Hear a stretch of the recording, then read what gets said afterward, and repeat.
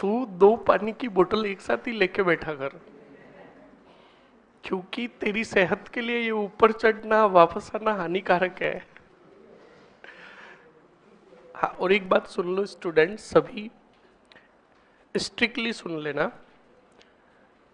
Class खत्म होने के बाद 15 मिनट का जो ब्रेक होता है, विशेषकर गर्ल्स और बॉयज तुम भी, 15 मिनट का ब्रेक होता तो बड़े इत्मीनान और आराम के साथ, आराम से नीचे जाते हो तो आराम से सीढ़ियाँ उतरना, पहले बोल रहा हूँ। और उस समय अपने ठीकरे को बाके फाड़ते फाड़ते नहीं जाए।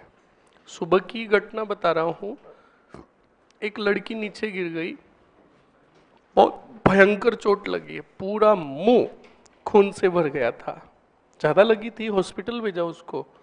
इस बात को कान खोल के सुन लेना, और बहुत भयंकर चोट लगी है। तो इस बात को तुम विशेषकर ध्यान रखे कि एक आते जाते समय, और सीढ़ियां भी ऐसी है वो फिसलन वाली, और एक बार बैलेंस बिगड़ा तो शकुनी मामा बन सकते हो, स्पष्ट कह रहा हूं। तो आते जाते समय बड़े इत्मीनान के साथ सीढ़ियां चढ़े, और ठीकरे का प्रयोग बिल्कुल जब बैठे रहते हो ना तब भी करे, चलते हुए भी फोन को नहीं चलाए। और एक बात और, गर्ल्स और boys, coaching early in the morning और इवनिंग को जब घर जाओ तो ठीकरा चलाते हुए नहीं जाए।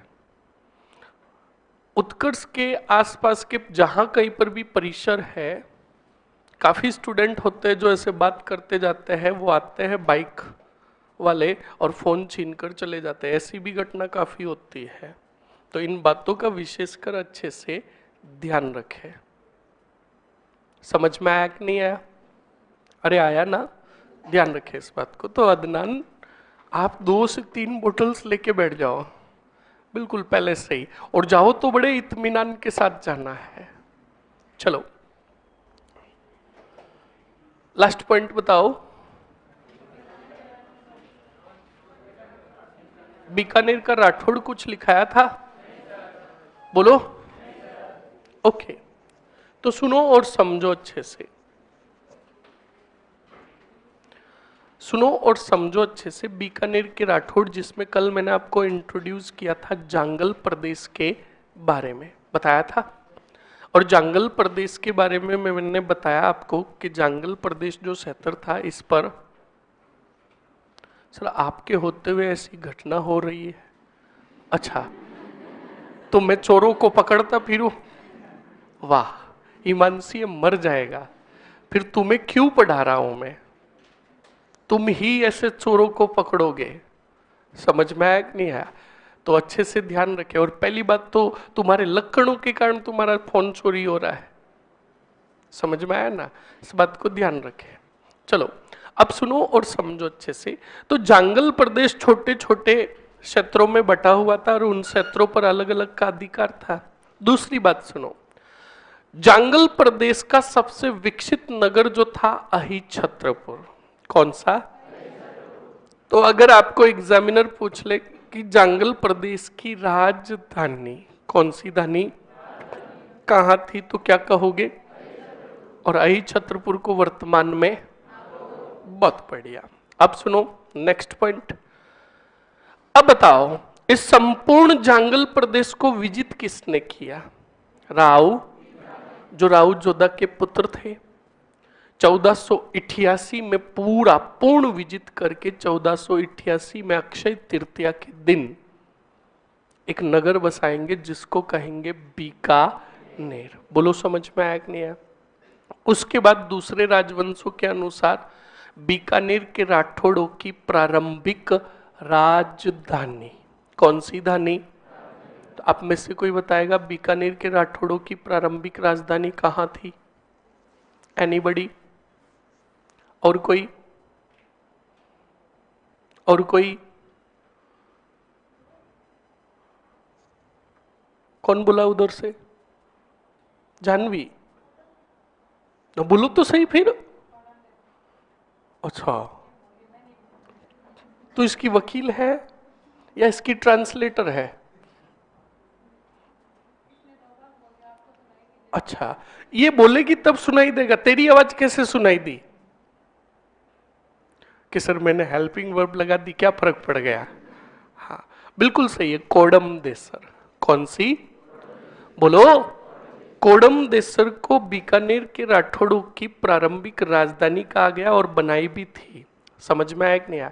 और फिर 1488 में नगर बस गया कौन सा नेर, तो फिर राजधानी आ गई कौन से नेर? बीकानेर। इस बात को आप अच्छे से ध्यान रखें। उसके बाद देखो सभी पॉइंट एक साथ समझा देता हूं, फिर लिखना ही होगा।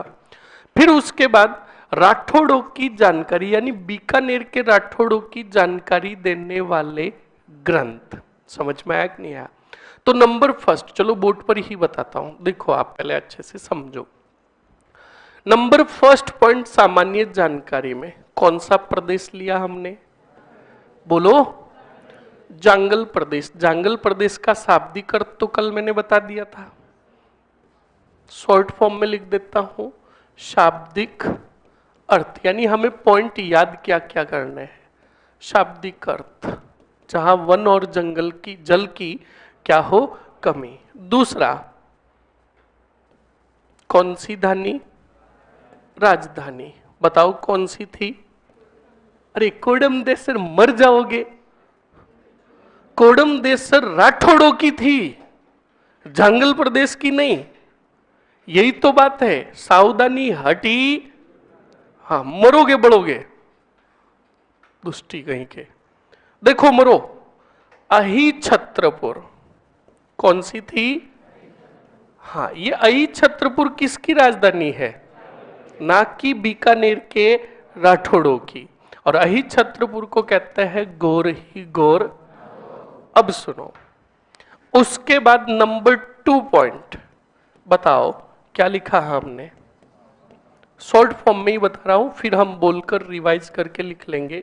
कौन था? बीका। अब हम लिखेंगे तीसरा पॉइंट, प्रारंभिक राजधानी बीकानेर के राठौड़ों की, यानी बीका की।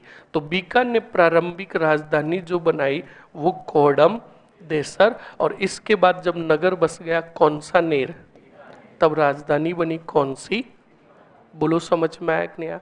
उसके बाद पॉइंट आया नंबर 4। नंबर 4 में याद रखोगे जानकारी देने वाले ग्रंथ। बोलो समझ में आया कि नहीं आया? तो नंबर फर्स्ट बताओ मैंने क्या लिखा? जय सोम। जय सोम ने ग्रंथ लिखा करम चंद्र वंशोत कीर्तनम काव्यम।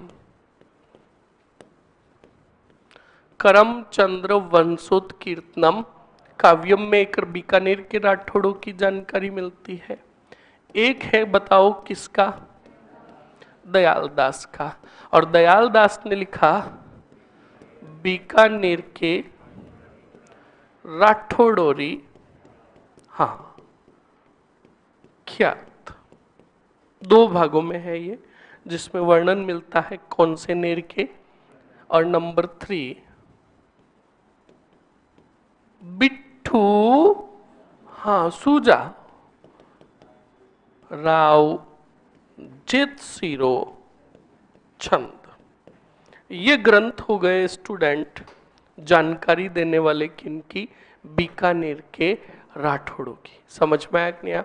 उसके बाद नंबर 5 पॉइंट बताओ क्या लिखा मैंने? बोलो। कुल की देवी कितनी होती है?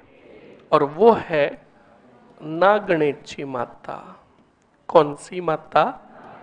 पर अब बात आ रही है इष्ट देवी, आराध्य देवी, और वो थी इनकी करणी माता। करणी माता के आशीर्वाद से ही इन्होंने संपूर्ण जांगल प्रदेश पर क्या किया? अधिकार। अब सुनो, जिस प्रकार मारवाड़ के राठौड़ों का राज्य अभिषेक बगड़ी का ठाकुर करता था, उसी प्रकार बीकानेर के राठौड़ों का राज्य अभिषेक नंबर 7 पॉइंट गोदारा जाट करते थे। कौन करते थे? गोदारा करते थे। इस बात को आप अच्छे से ध्यान रखोगे। ये हुई सामान्य जानकारी आपके कौन से नेर के? बीकानेर के राठौड़ों की। समझ में आया कि नहीं आया? लिख ले इसको एक एक करके, लिखो जल्दी से।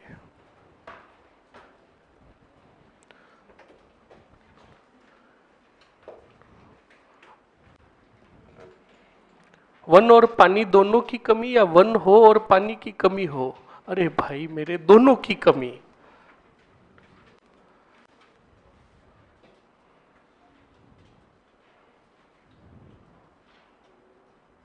लिखो जल्दी से।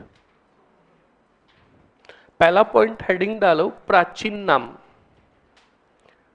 लिखो जल्दी से, प्राचीन नाम। और प्राचीन नाम के आगे लिखो बराबर करके जांगल प्रदेश।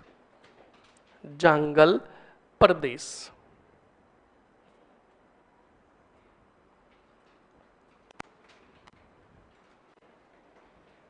जांगल प्रदेश लिख लिया। जांगल प्रदेश। अब जांगल प्रदेश से एरो निकालकर लिखो शाब्दिक अर्थ। शाब्दिक अर्थ। और शाब्दिक अर्थ में लिखो वह क्षेत्र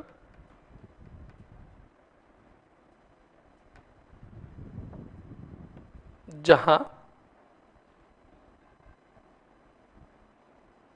जल व वनों की कमी हो।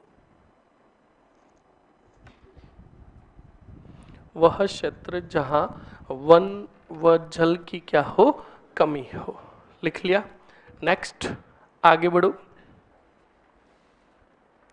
अगले पॉइंट में लिखो स्टूडेंट, लिखो वर्तमान क्षेत्र। इसी में नंबर 2 पॉइंट किसका? जांगल प्रदेश का वर्तमान क्षेत्र। यानी इसमें कौन सा क्षेत्र आता था? वर्तमान क्षेत्र। लिखो बीकानेर, नागौर व जोधपुर का कुछ क्षेत्र।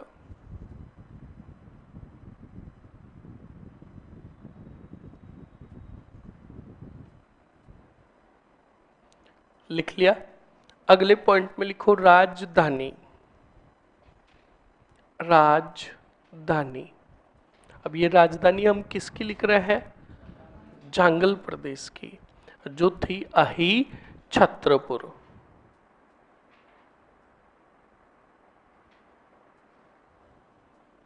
अही छत्रपुर।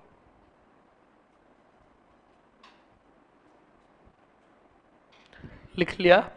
ओके, नेक्स्ट आगे बढ़ो स्टूडेंट। अब हेडिंग डालो अगला पॉइंट, संस्थापक। संस्थापक। और संस्थापक में लिखो स्टूडेंट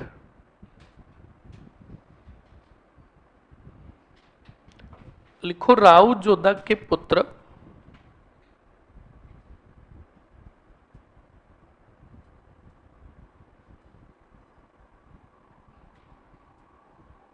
राव जोधा के पुत्र राव बीका ने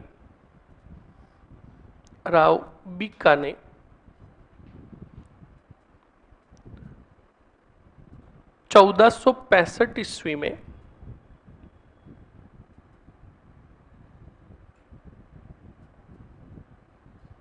1465 ईस्वी में मारवाड़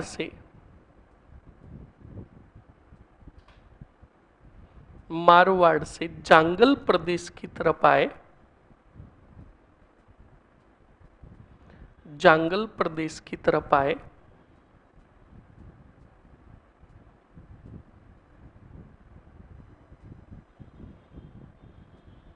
तथा अपने चाचा कौन? कांदल देव के सहयोग से जांगल प्रदेश को विजित कर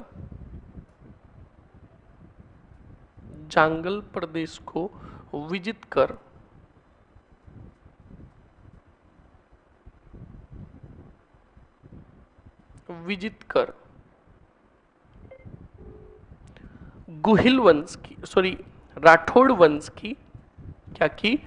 स्थापना की। राठौड़ वंश की स्थापना की।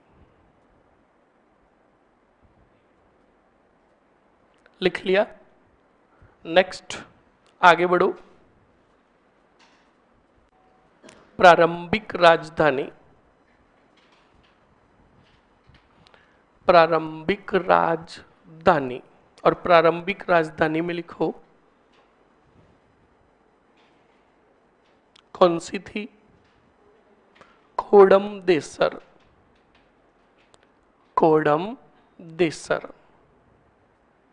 और फिर आगे लिख लो दूसरी, कौनसानेर, बीकानेर। अभी पूरा जो हम लिखेंगे वो राव बीका के अंदर आगे लिखेंगे, अभी सिर्फ संस्थापक का ही पॉइंट लिखा है। आगे लिखो स्टूडेंट, जानकारी देने वाले ग्रंथ। जानकारी देने वाले ग्रंथ।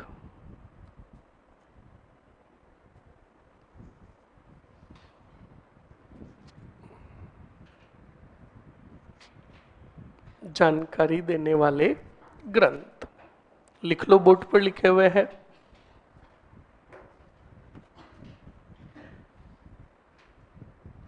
जयसोम का करमचंद्र वंशोत्कीर्तनम।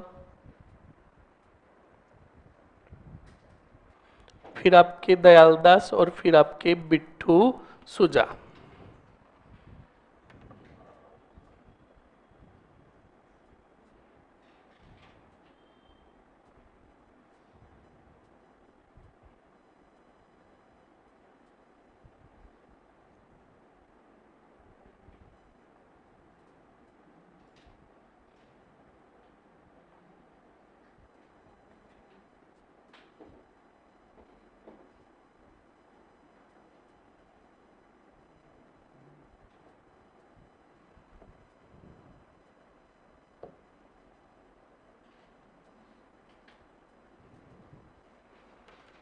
जल्दी से लिखो स्टूडेंट।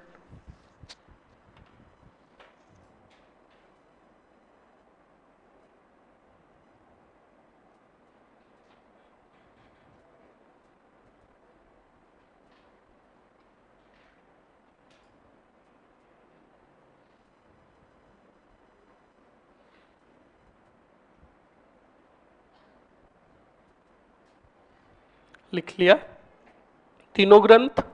उसके बाद अगला पॉइंट क्या आ रहा है? बिल्कुल लिखो, कुल देवी। कुल देवी कौन सी माता? नागणिक्षी माता। और इष्ट देवी, आराध्य देवी अगर पूछे तो कौन सी? करणी माता। लिख लो जल्दी से। जयसोम के ग्रंथ का नाम बताना गुरुजी। करमचंद्र वंशोत्कीर्तनम काव्यम। पूरा एक साथ नहीं लिख सकते तो तोड़कर भी लिख सकते हो। करमचंद्र, फिर वंशोत्कीर्तनम, फिर काव्यम। पर ध्यान रखना इनको तीन ग्रंथ मत बना देना, पूरा एक ही है। चलो लिख लिया कुल देवी और इष्ट देवी दोनों। अब लिखो आगे अगला पॉइंट कौन सा है?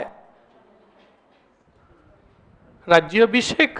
तो लिखो बीकानेर के राठौड़ों का राज्य अभिषेक। बीकानेर के राठौड़ों का राज्य अभिषेक।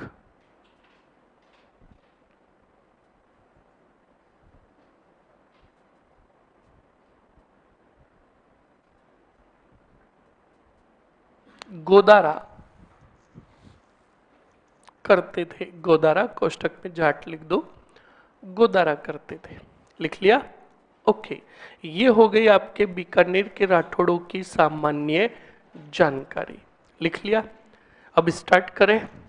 राव बीका, स्टार्ट करें। पेन रोको और जल्दी से बोर्ड पर देखो।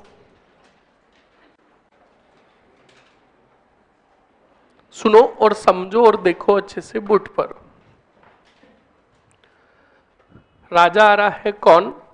राव बीका। अब राव बीका का शासनकाल देखिएगा स्टूडेंट, 1465 से लेकर 1500 4 तक। ओके, अब बोर्ड पर देखना और समझ लेना अच्छे से। स्टूडेंट, सबसे पहले राव बीका को इंट्रोड्यूस करें तो सबसे पहले पिता कौन थे? हाँ, थे राव जोधा, पर थे कहाँ के? क्योंकि पहले राजा है ये, मारवाड़ के राव जोधा। ओके, अब सुनो, माता कौन थी? कौन बताएगा?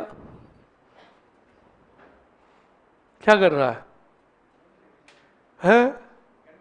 अंदर घुस जा। उनके हाथ मत लगाया करो, इधर बोल दिया करो। समझ में आया ना? अपनी होशियारी नहीं करे, क्या पता वो अपनी तरफ खींचती हो। वो सभी ये जो चीजें है ना, ये कहते हैं कि छुओ ना, छुओ ना। ध्यान रखना। माता कौन बताएगा स्टूडेंट? एनीबडी? बोल के, पिछली बार तुम लिखा ही नहीं तो हम कैसे याद करें? बताओ। सब बेटा मस्त है।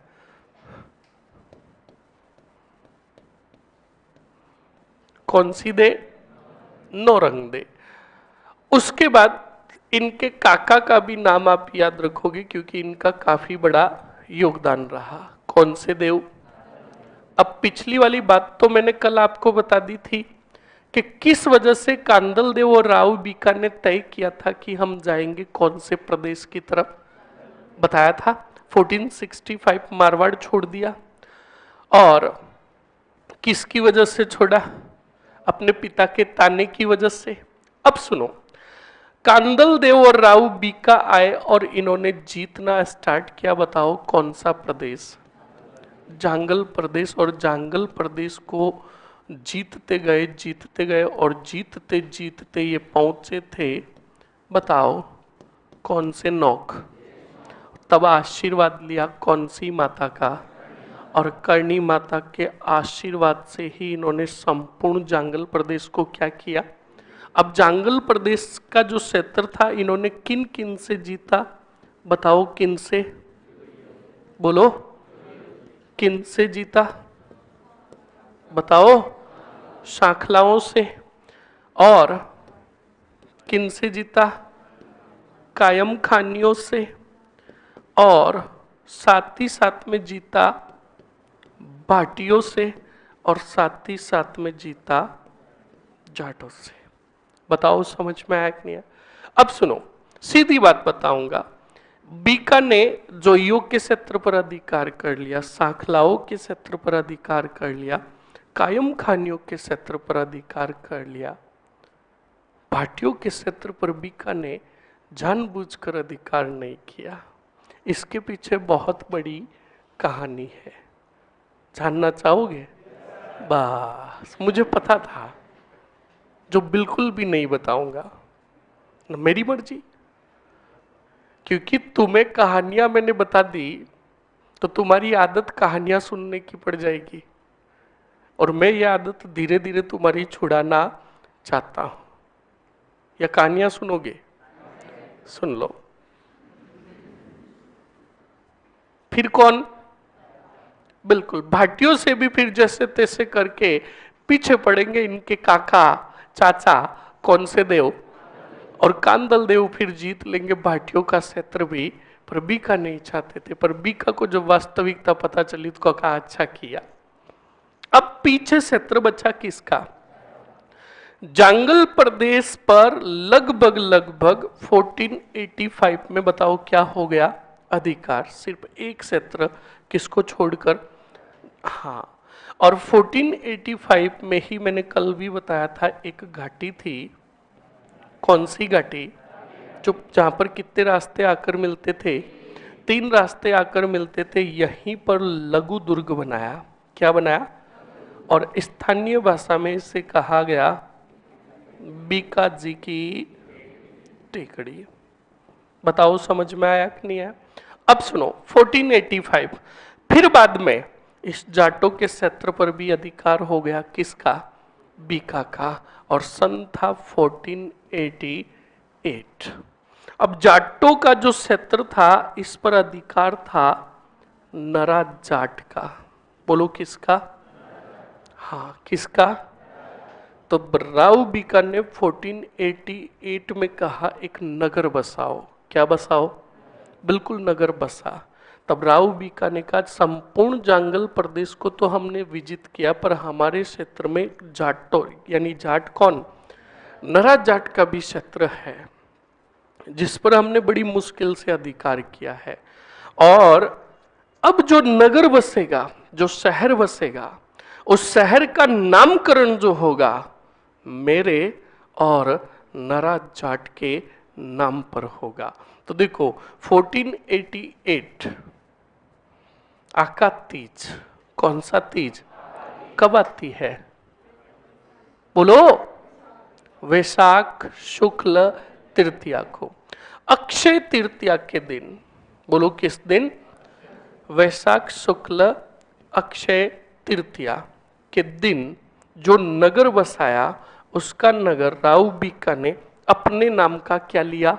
बीका। और नरा जाट का लिया नेर और नाम पड़ गया बीकानेर। तो आज जो बीकानेर तुम जो कहते हो इसमें नामकरण सिर्फ बीका का ही नहीं है, नरा जाट का भी है। और यही सवाल अभी पिछले विगत एग्जामों में पूछा गया। बीकानेर का नामकरण पड़ा तो याद रखना राव बीका और नरा जाट के नाम पर। समझ में आया कि नहीं आया? ओके। 1488 में बीकानेर नगर भी बस गया। अब अपना ही साम्राज्य विस्तार नीति। बताओ कौन सी नीति? और साम्राज्य विस्तार नीति में बहुत बड़ा हाथ था इनके काका कौन से देव का? कांदल देव ने बीका के साम्राज्य को लगभग कहां तक विस्तारित कर दिया? बोलो। हरियाणा तक विस्तारित कर दिया। और हरियाणा में एक क्षेत्र था, बताओ कौन सा? हिसार। और हिसार में नवाब था सारंग खां। बोलो कौन था? अब हिसार के अंदर इधर से जाते कौन से देव? कांदल देव। और हिसार को जाकर क्या करते? लूटते और वापस आ जाते। रात को जाते, लूटते और वापस आ जाते। परेशान हो गया कौन? शिकायतें सारंग खां के पास आती पर कांदल देव कोई प्रमाण कोई सबूत छोड़ते ही परेशान हो गया कौन सा खां? तब सारंग खां ने कहा कि जो भी डकैत आता है डकैती करके इतनी सफाई से जाता है कि कोई प्रमाण ही नहीं छोड़ रहा है। ये डकैती करने वाला हमारे क्षेत्र का तो नहीं है। एक काम करो, राजस्थान और हरियाणा के बॉर्डर पर क्या तैनात कर दो? सेना। और जो रास्ता खुला है वहां पर सैनिक खड़े मत करो। जो आता है उसे आने दो पर किसी को जाने मत दो। और जिसको जाने देते हो उसकी चेकिंग करो। अब सुनो, बिल्कुल सारंग खां बड़ा मास्टरमाइंड था। अब इधर हमारे कांदल देव जी हमेशा की तरह एक दिन तय किया और अपने सैनिक लेकर रात को 11-12 बजे कौन से क्षेत्र में आए? किसके? और बिल्कुल आए और लूटपाट की और वापस जा रहे थे। तो सारंग खान ने क्या कहा? कोई भी आए तो, पर किसी को। अब जा रहे थे तो आगे या रास्ते पर खड़े थे कौन? सैनिक। सैनिक उनका स्टॉप, आपका लगेज चेक कराओ, लगेज में क्या है? तब बिल्कुल कांदल देव ने कहा नाश्ते की चीजें, ब्रेकफास्ट की। का क्या है? का बिस्किट वगैरह है और कुछ नहीं। तो का चेक करवाओ। तो चेक करवाया तो बिल्कुल बिस्किट निकले पर वो थे किसके? सोने के। मतलब क्षेत्र पर पकड़े गए और पकड़ कर लाया गया किन के पास? और सारंग खां ने कांदल देव और इनके सैनिकों को मौत के घाट उतार दिया। अब सुनो, ये बात पता चली बीकानेर में किसको? बीकानेर नगर बसाने में बहुत महत्वपूर्ण योगदान था किसका? मैं आपसे पूछता हूं, क्या बीका अपने चाचा के हत्यारे को छोड़ेगा क्या? हाँ, बहुत बढ़िया, नहीं छोड़ेगा। बीका आया कौन से सार की तरफ? इधर ये बात पता चली कौन से वार्ड में? किसको? राउत जोधा को। राउत जोधा को जब ये बात पता चली तो राउत जोधा का भी क्या था? तो राउत जोधा भी सेना लेकर आया कौन से सार की तरफ? दोनों मिले और दोनों लड़े किससे? सारंगदेव से, सारंग खां से। धुआंधार और खतर क्या हुआ? और इस युद्ध में बीका के हाथों से मारा गया कौन? और बीका की साम्राज्य सीमा हिसार तक विस्तारित हो गई। अब दोनों बाप बेटा हिसार और सारंग खां को मारकर वापस आ रहे थे। शाम हो गई, बताओ कहां? लाडनू में। कहां हो गई? हाँ, लाडनू की तरफ आ रहे थे। कोई द्रोणपुर नामक स्थान था, शायद चूरू में है द्रोणपुर, तो वही चूरू या लाडनू के आसपास इन्होंने रात्रि के समय अपनी सेना का क्या डाला? पड़ाव डाला। घटना कुछ याद आ रही है? मैंने मारवाड़ के राठौड़ों के समय बताया था। तब बिल्कुल स्टूडेंट राउत जोधा ने भूरी भूरी प्रशंसा की। किसकी? बीका की। क्योंकि जोधा को पता चल गया था कि बीका ने या तो साम्राज्य स्थापित कर दिया, अब ये घटना 88 के पहले की भी हो सकती और बाद की भी हो सकती। कहा ये बीका साम्राज्य स्थापित कर देगा या कर दिया है, पर अब ये छोड़ेगा नहीं मारवाड़ भी। और मैं प्रताड़ित इंसान हूं। मेरी हाड़ी रानी कहती है राजा बनेगा तो कौन? सातल देव। कौन सा देव? सातल देव की मृत्यु के बाद सुजा बनेगा। तो करूं तो आखिर करूं क्या? तो कहा आज अच्छा मौका है, मौका देखकर वचन ले लूं। किससे? बीका से। तो बिल्कुल स्टूडेंट यहां पर पहले तो बीका की बुरी बुरी प्रशंसा की। बीका को कहा क्या बात है बीका, आज आपने रण क्षेत्र में क्या वीरता दिखाई और क्या भोगना उड़ाया। किसका? हाँ, मैंने इसको इंस्टा पर पोस्ट किया, देखो कितने लाइक आया। तो बिल्कुल बुरी बुरी प्रशंसा की। अब देखो राजा महाराजाओं का समय था, तो बीका की जब प्रशंसा हुई तो बीका थोड़े भावनाओं में बह गए और बीका ने, हाँ अब पूरी बात तो बता नहीं सकते, बैठे थे। जोधा जी को पता चल गया कि बस अब मामला सही होगा। तब राउत जोधा ने मौका देखकर बिल्कुल अपना चेहरा जो था वो चिंता युक्त कर लिया और एकदम उदासीन होकर बैठ गए। राहु बीका ने कहा पिताजी बताइए ना, हमने युद्ध कैसा लड़ा? तो कहा बहुत जोर का लड़ा बेटा। तो बीका ने कहा पिताजी आप चिंतित लग रहे हो। तो जोधा ने कहा नो बिल्कुल नहीं। कहा सच सच बताओ समस्या क्या है, बात क्या है? तो जोधा ने कहा बेटा मेरी समस्या हल करने आप हल नहीं कर सकते। तो बीका ने कहा ऐसी बात ही नहीं हो सकती और हमारे होते हुए हमारे पिता चिंतित। नो आप समस्या बताओ। तो जोधा ने कहा वचन दे दो कि तू मेरी दोनों बातों को पूरी करेगा। अब बीका जी का तो मैंने हाल पहले ही बता दिया। बीका ने कहा दी है। का पहला वचन मांगो। तो कहा मुझे लाडनू की जागीर चाहिए। कहाँ की? तो वहां हंसा कौन? बीका। बीका ने कहा पूरा घोर ही घोर, नागौर तुम्हारा और साथ में लाडनू भी तुम्हारा। ओके, दे दिया। ये फॉर्मेलिटी वाला वचन था, वास्तविक वचन मांगा ही नहीं पहले, क्योंकि उनको पता था वास्तविक वचन मांगे ना और बीका का भोगना सटक गया ना तो क्या पता बीका बन जाए पितृ हंता। तो स्टूडेंट अब दूसरा वचन बड़ी घबराहट के साथ मांगा था किसने? राव जोधा ने। किससे? बीका से पहले भी जोधा ने कहा बीका को कि आप ही बताओ पुत्र, दूसरा वचन मांगे कि नहीं मांगे। तो कहा नहीं बिल्कुल मांगे। कहा क्या पता हम वचन मांगे उसके बाद हम रहे या नहीं रहे। कहा नहीं हम साथ साथ है। तो बिल्कुल स्टूडेंट राव जोधा ने बिल्कुल कांपते हुए कहा कि बेटा तुम योग्य हो, तुमने अपने भुजबल और बाहुबल से साम्राज्य स्थापित कर दिया या कर दोगे, पर मैं चाहता हूं कि तुम मारवाड़ की कभी भी दावेदारी, मैं राजा बनाना चाहता हूं तुम्हारे भाई सातल देव को या शीतल देव को, सातल देव राठौड़ को, शीतल देव को नहीं, सातल देव राठौड़ को। तो यह बात कही तो बीका टुकुर टुकुर देख रहा था किसको, जोधा को।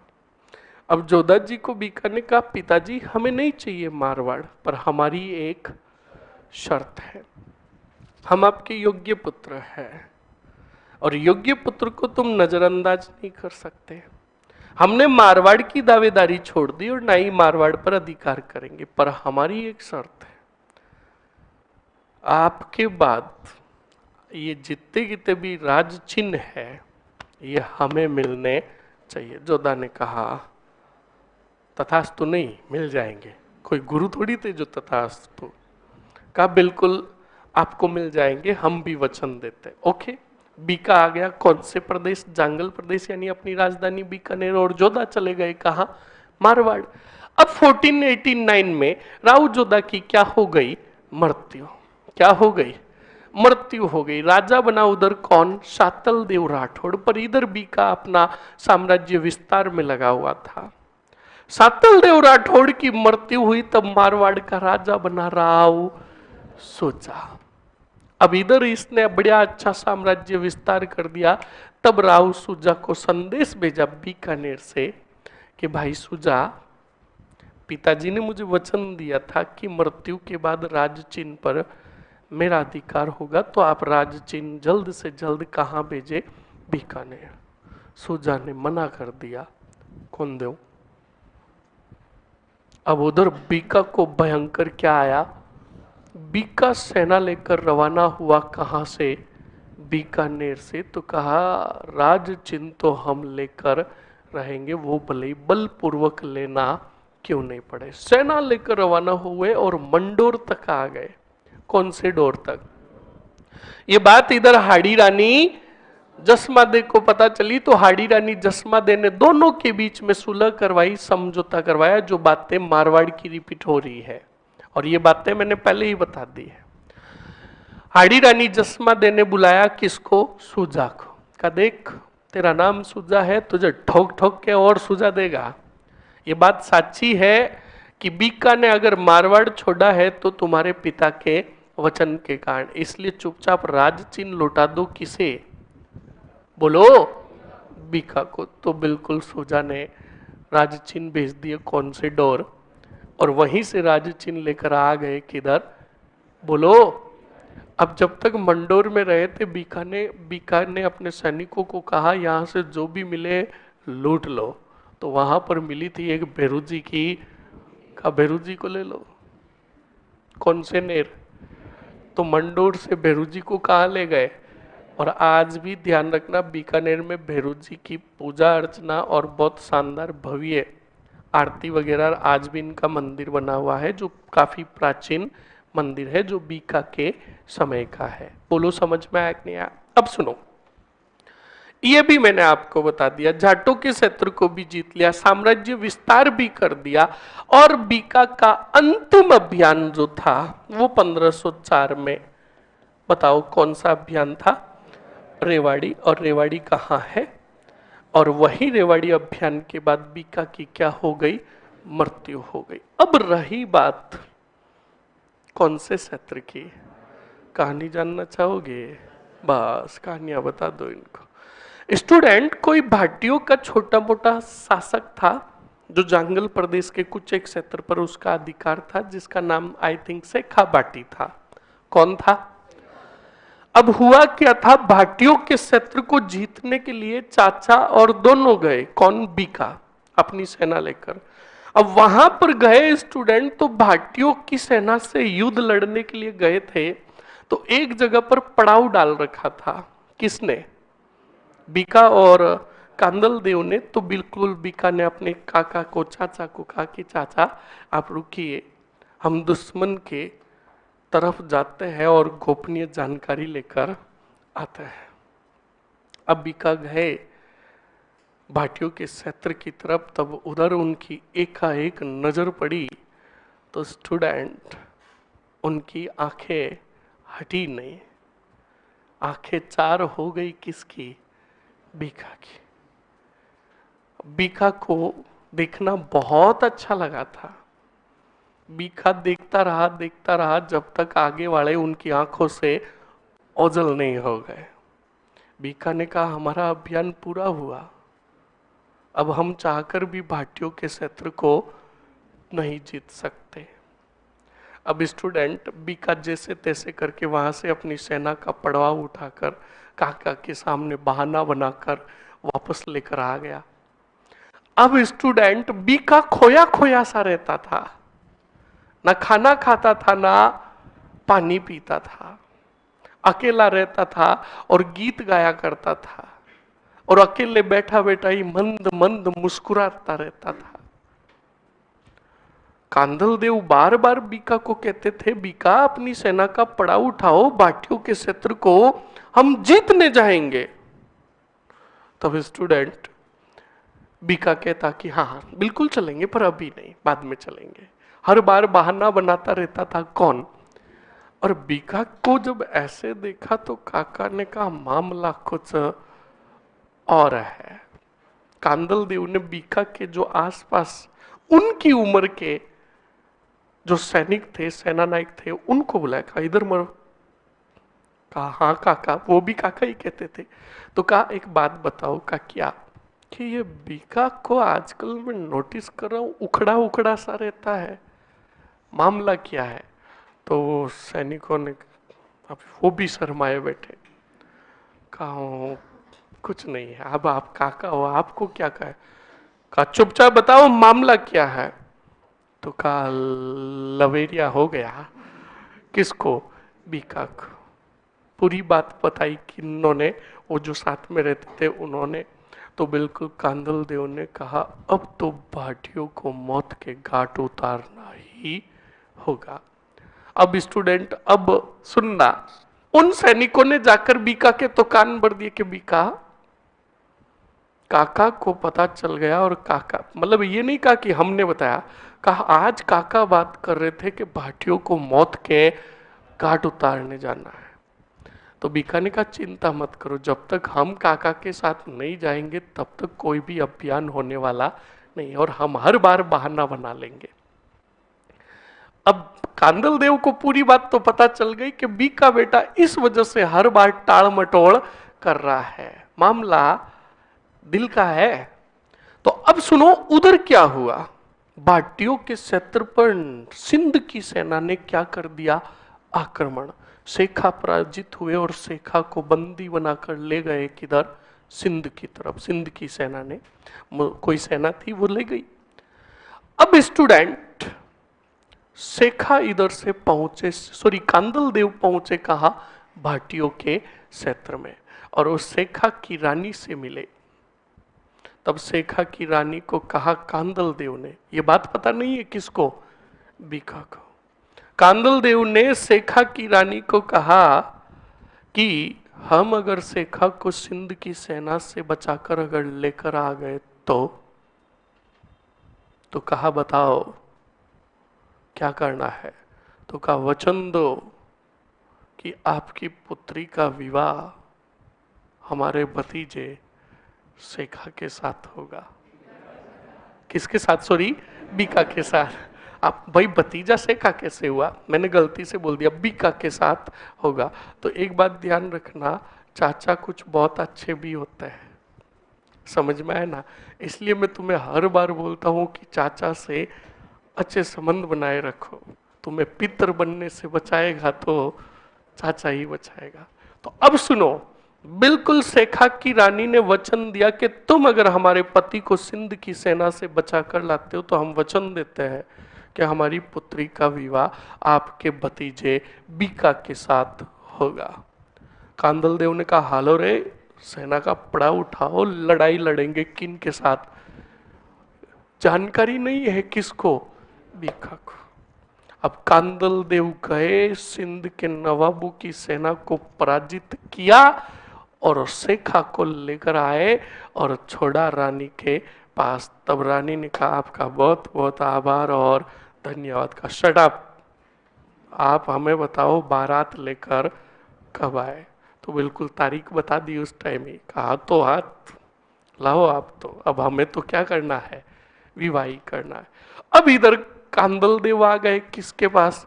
बीका के पास। और बीका को आकर धमकाया कि कल सुबह भोर होते ही हम भाटियों के क्षेत्र पर आक्रमण करेंगे। बहुत बहाने बना लिए बीका तूने। अब बीका को पूरी रात नींद नहीं आई। बीका धर्म संकट में था कि एक तरफ हमारा प्रेम है और दूसरी तरफ पिता रूपी काका है। किसके बात की अवहेलना करें? हम अपने प्रेम को त्यागेंगे या काका को? निर्णय नहीं ले पा रहे थे। कौन? बीका। अगले दिन सुबह हुई, कांदल देव ने कहा सेना का पड़ाव उठाओ। बिना मन के साथ में आया कौन? जो जो आगे बढ़ रहे थे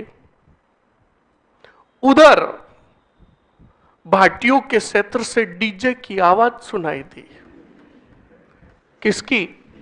हाँ, आवाज सुनाई दी और गाने चल रहे थे, दुल्हन हम ले जाएंगे। जब बीका को यह आवाज सुनाई दी तो बीका ने सोचा कि हम जिस रानी राजकुमारी से प्रेम करते उसका विवाह किसी और के साथ हो रहा है। अब बीका को गुस्सा आया और बीका ने कहा काका आज तो भाटियों का कत्ले आम होगा, सेना तेज करो। अब इधर कांदल देव को हंसी आ रही है। ज्यों ज्यों आगे बढ़े और भाटियों के पास मतलब क्षेत्र में पहुंचे तो आगे लिखा हुआ था बीका संग फलानी देवी। तो बीका ने कहा, बीका के हालात बदल गए, जज्बात बदल गए। तब कांदल देव ने कहा बेटा बीका, तुम्हारे मन की बात हम कब के ही जान गए और हमारा अभियान ये था, जाओ फतेह करो। बिल्कुल स्टूडेंट। फिर शेखा ने अपनी पुत्री का विवाह बिल्कुल धूमधाम के साथ किसके साथ किया? और बीका ने पहले गले लगाया किसको? कांदल देव को, कि हर एक को काका मिले तो तुम्हारे जैसा। जब एक बैच में मैं ये पढ़ा रहा था तो एक छोरे ने कमेंट किया कि सर मेरा काका तो हर रोज की शाम को मुझसे ही मंगाता है। अब तुम कहते हो कि काका से अच्छे संबंध रखो, कैसे संबंध रखे? तो मैंने कहा कोई बात नहीं, मंगाते हैं तो आप लाकर दो और साथ में चखने भी दो ताकि काका का प्रेम आपके प्रति बढ़े। कहा बिल्कुल सही कहते हो सर, प्रेम बढ़ता है खाने और पीने के बाद।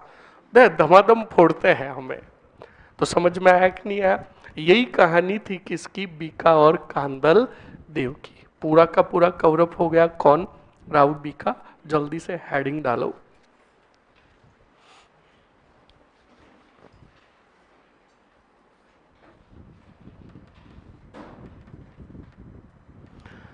लिखो जल्दी इसमें हेडिंग डालो। राव बीका और शासनकाल लिखो 1465 से 1504। फास्टली लिखोगे।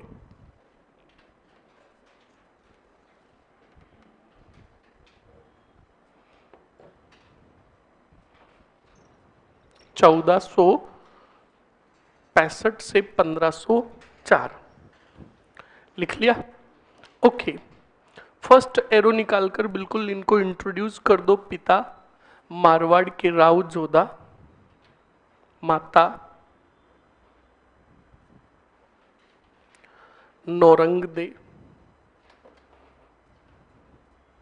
काका कांदल देव। काका कांदल देव लिख लिया? अब लिखो राव बीका व कांदल देव ने, फास्ट लिखोगे स्टूडेंट, राव बीका व कांदल देव ने राव बीका व कांदल देव ने जांगल प्रदेश को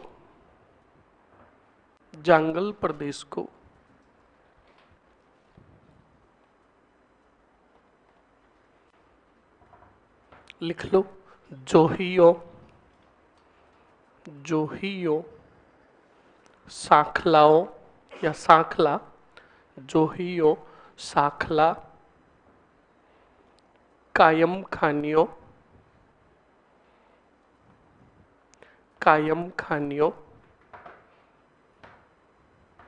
भाटियों व जाटों से विजित किया।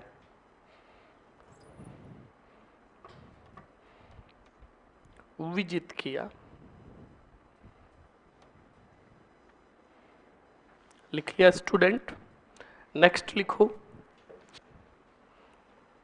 विजित किया। 1485 ईस्वी में राव बीका ने 1485 ईस्वी में राव बीका ने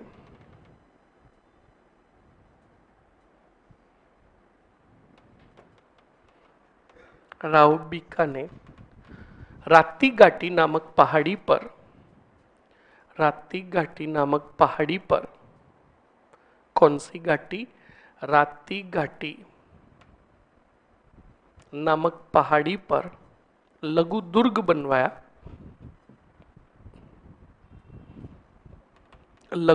बनाया, जिसे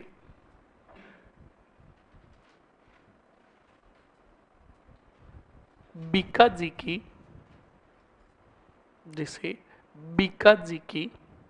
क्या कहा गया?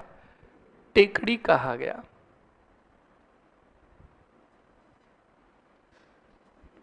बीका जी की टेकड़ी कहा गया। लिख लिया ना? ओके, अगले पॉइंट में लिखो स्टूडेंट। अगले पॉइंट में डबल स्टार और नोट लगाकर लिखो, 1488 ईस्वी में 1488 ईस्वी में राव बीका ने 1488 ईस्वी में राव बीका ने वैशाख शुक्ल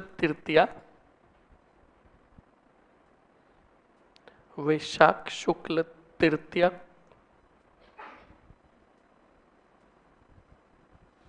को बीकानेर नगर बसाया।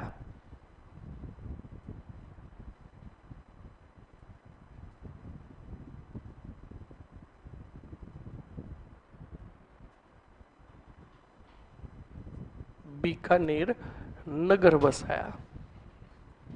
लिख लिया? अरे लिख लिया ना? ओके, बीकानेर नगर बसाया। अगले पॉइंट में लिखो। अगले पॉइंट, कांदल देव का जिक्र करवाऊं या नहीं? एक पॉइंट लिख लेते, कांदल देव हिसार के सारंग खां से लड़ते हुए मारे गए। तो लिखो, कांदल देव हिसार के सारंग खां से लड़ते हुए वीर गति को प्राप्त हुए।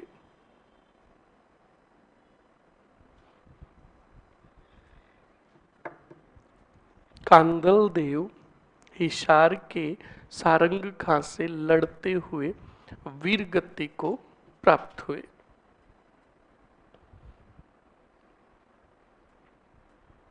हाड़ी रानी जसमादे वाला पॉइंट लिखाने की जरूरत है या नहीं है? मारवाड़ में लिख चुके हैं, तो यहां पर सीधा लिखो अगले पॉइंट में, राव बीका का अंतिम अभियान, राव बीका का अंतिम अभियान, राव बीका का अंतिम अभियान रेवाड़ी अभियान था। राव बीका का अंतिम अभियान कौन सा था? रेवाड़ी अभियान था। कौन सा? रेवाड़ी अभियान था। लिख लिया? ओके।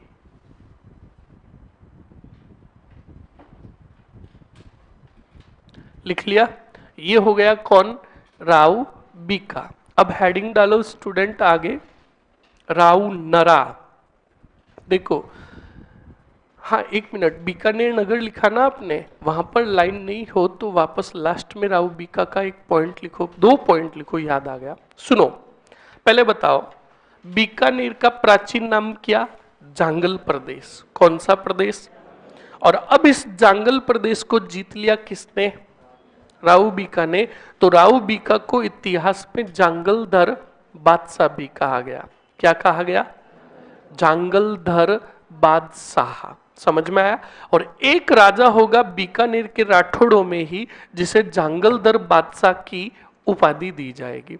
तो सिंपल पूछे कि सवाल सीधा पूछे कि जांगलधर बादशाह के नाम से किसको जाना गया? बीका को। और जांगलधर बादशाह उपाधि किसकी थी और किसने दी, वो पढ़ेंगे आगे। कर्ण सिंह। समझ में आया कि नहीं आया? तो अब 2 पॉइंट लिखेंगे, एक तो जांगलधर बादशाह का और एक बीकानेर नगर, फिर आगे कोष्टक में लिखेंगे राव बीका और नरा जाट के नाम पर नामकरण। तो पहले लिखो बीकानेर,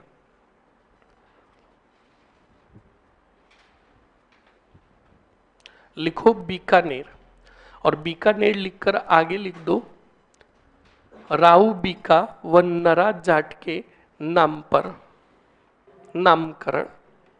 राव बीका व नरा जाट के नाम पर नामकरण।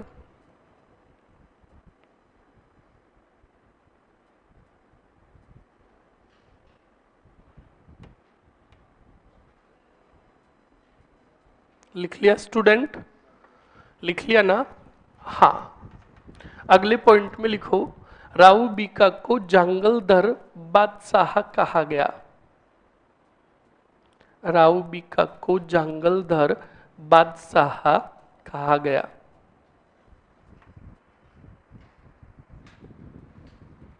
राव बीका को जांगलधर बादशाह कहा गया। ओके, अब ये हो गया कौन? राव बीका। अब सुनो, राव बीका का पुत्र हुआ कौन? राव नरा, और उसका नाम भी नरा जाट के नाम पर रखा। तो अब राजा जो बना बीका के बाद, वो राजा बना राव नरा। पर राव नरा की मृत्यु हो गई 1 वर्ष में, यानी 1504 से 1505। जब राव नरा की मृत्यु हुई तब राजा बना लूणकरण राठौड़। कौन बना? बोलो। 1505 से 1526। तो पहले लिखो राव नरा, राव नरा। राव नरा का शासनकाल लिख लो, 1504 से 1505। 1504 से 1505 लिख दिया। कुछ भी नहीं लिखना है, आगे हेडिंग डाल दो राव लूणकरण राठौड़।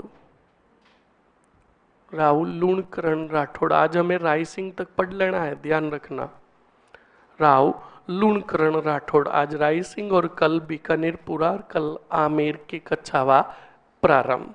मैंने कहा ना, अब राजवंश आपके ज्यादा समय नहीं लेगा। एक ही बड़ा राजवंश जो है गोहिल राजवंश।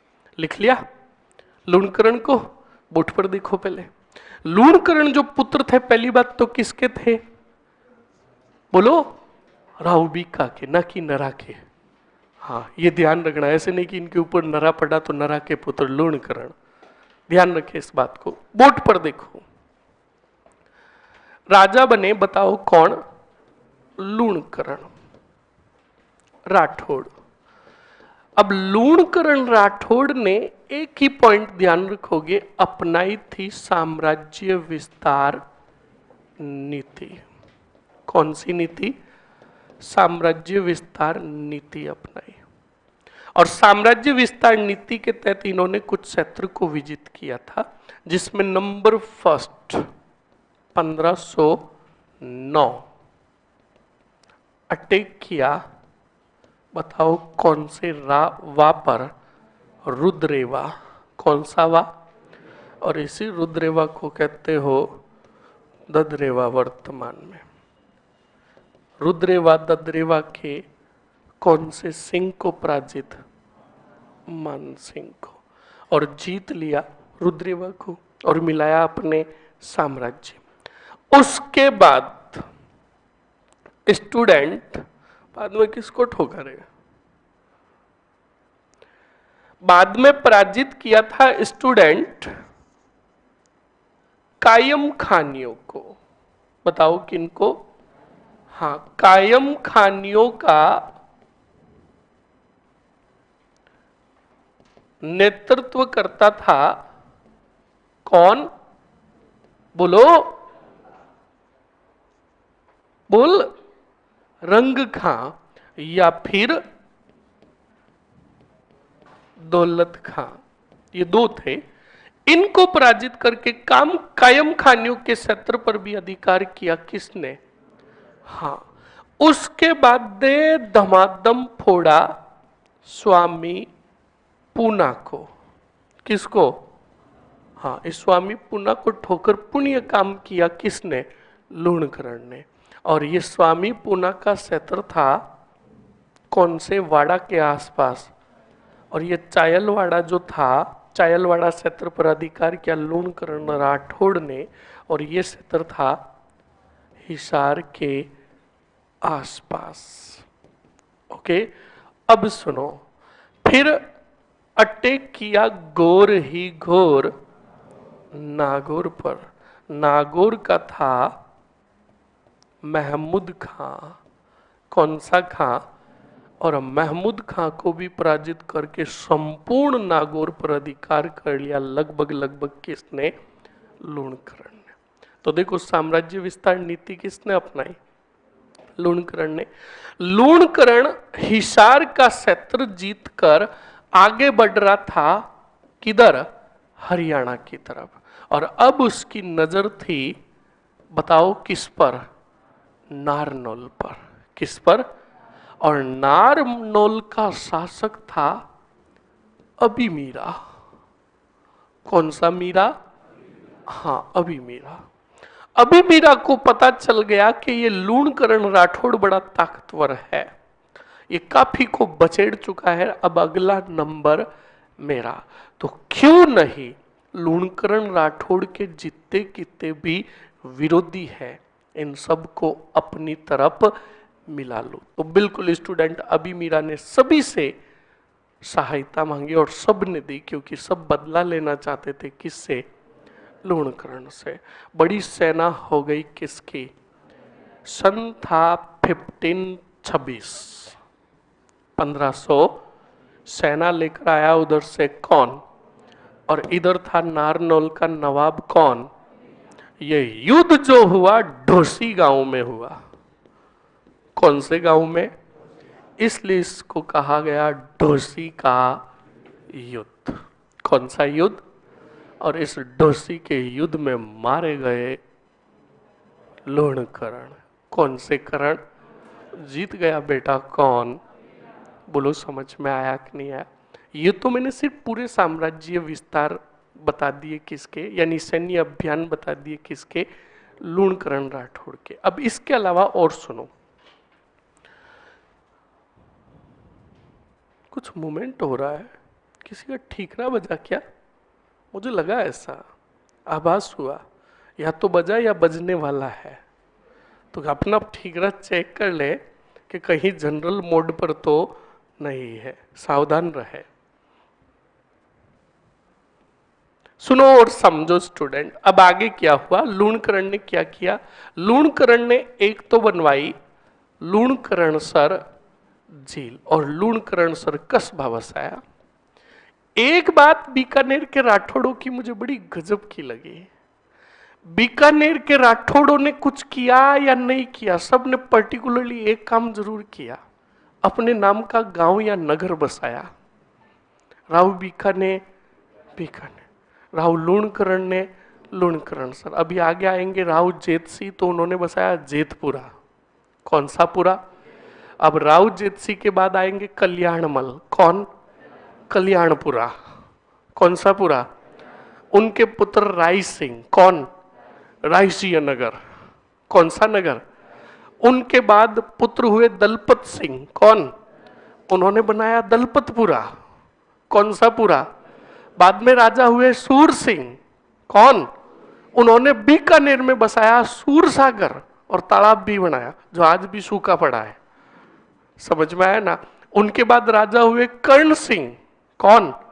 कर्णपुरा बनाया, बसाया। क्या बसाया? उसके बाद राजा हुए अनूप सिंह। उन्होंने अनूपगढ़ बनवाया, बसाया, और अनूपगढ़ दुर्ग भी बनाया। तो देखो कुछ किया या नहीं किया, गांव बसाए। गज सिंह गजनेर, सूरत सिंह ठोगोटीपा सूरतगढ़, है ना। तो इस बात को आप अच्छे से ध्यान रखें। मतलब बीकानेर के राठौड़ों में से अधिकांश राजाओं ने कुछ न कुछ अपने नाम के नगर या गांव तो 100% बसाए। समझ में आया? तो सुनो, एक तो बनाई कौन सी झील? लूणकरणसर झील। और दूसरी बात सुनो जो सबसे महत्वपूर्ण है, बीकानेर में जब पड़ा था क्या, तब जनहितार्थ कार्य किए थे किसने? लूणकरण ने। किसने? इस कारण इनकी दानशीलता, कौन सी शीलता? इनकी दानशीलता की तुलना किससे की गई? कर्ण से। किससे की गई? कर्ण से। किससे की गई? ये जानकारी किस में मिलती है बताओ? इनको कलयुग का कर्ण भी कहा गया। क्या कहा गया? कलयुग का कर्ण। कलयुग का कर्ण किसने कहा? दानशीलता की तुलना कर्ण से की गई। किस ग्रंथ में जानकारी मिलती? कलयुग का कर्ण किसने कहा? दोनों में रात दिन का अंतर है और दोनों के उत्तर अलग अलग है। कान खोल के सुन लेना। लूणकरण के दानशीलता की तुलना किससे की गई? ये जानकारी मिलती है जयसोम द्वारा रचित करमचंद्र वंशोत्कीर्तनम काव्यम में। बताओ किसमें? करमचंद्र वंशोत्कीर्तनम काव्यम में। ओके। और बिट्ठू सुजा ने, कौन सा सुजा? हाँ, बिट्टू सुजा ने ग्रंथ लिखा राउ जेतसिरो। इसी राउ जेतसिरो छंद में बिट्ठू सुजा ने लूणकरण को कहा कलयुग का कर्ण। बोलो समझ में आया कि नहीं आया? अब कंप्लीट हुए हैं आपके कौन? लूणकरण राठौड़। समझ में आया? लिख ले जल्दी से, छापो, हेडिंग डालो लूणकरण राठौड़।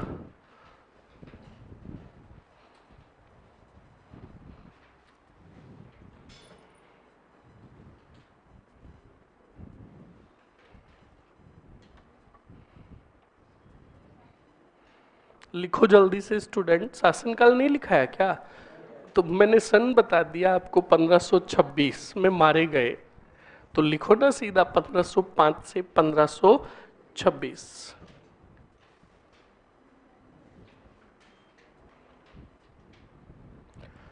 1505 से 1526। आगे लिखो स्टूडेंट।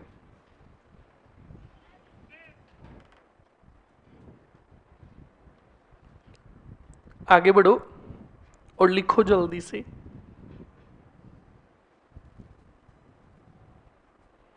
पहला पॉइंट लिखो, लूणकरण राठौड़ ने साम्राज्य विस्तार नीति अपनाई।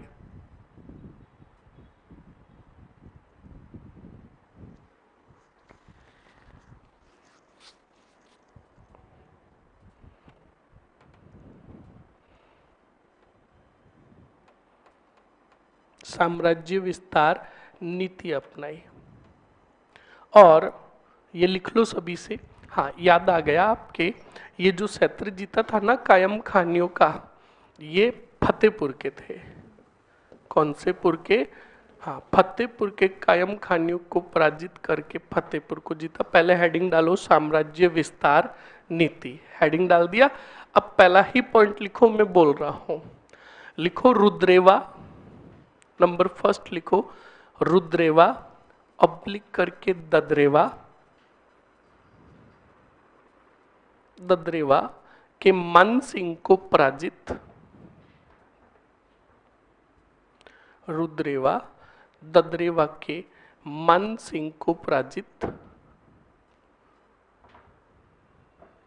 लिख लिया। सेकंड लिखो, फतेहपुर के कायम खानियों को पराजित।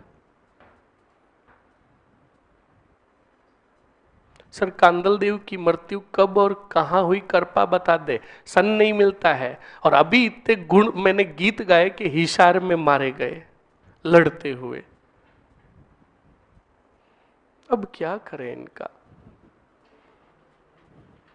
क्या लिखा आपने, फतेहपुर के कायम खानियों को पराजित। आगे कोष्टक में लिख दो रंग खां ऑब्लिक करके दौलत खां को, यानी ये कायम खानियों के नेतृत्व करता थे। आगे बताओ, चायलवाड़ा जो क्षेत्र था कहां का, हिसार के आसपास का, वहां के किसको पराजित किया, स्वामी पूना को। तो पहले लिखो चायलवाड़ा के, चायलवाड़ा कोष्टक में लिखो हिसार के आसपास का क्षेत्र।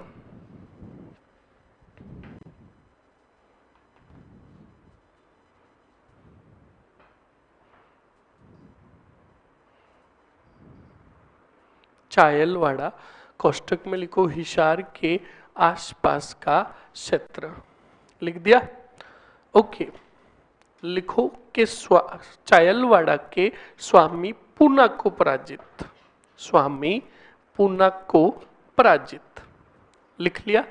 ओके, नेक्स्ट आगे बढ़ो, नागौर के मोहम्मद खां को पराजित, नागौर के मोहम्मद खां को पराजित।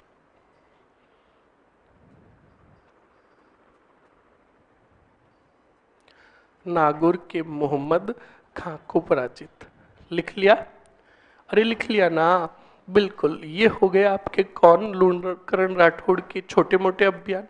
फिर ये लड़ेंगे किससे, नारनौल के अभिमीरा से। तो आगे तो सीधा आप हेडिंग डालो ढोसी का युद्ध 1526, ढोसी का युद्ध, ढोसी का युद्ध 1526। लिख लिया। एक तरफ लिखो लूणकरण राठौड़ वर्सेस कौन सा मीरा, अभिमीरा, अभिमीरा, कौन सा मीरा, अभिमीरा।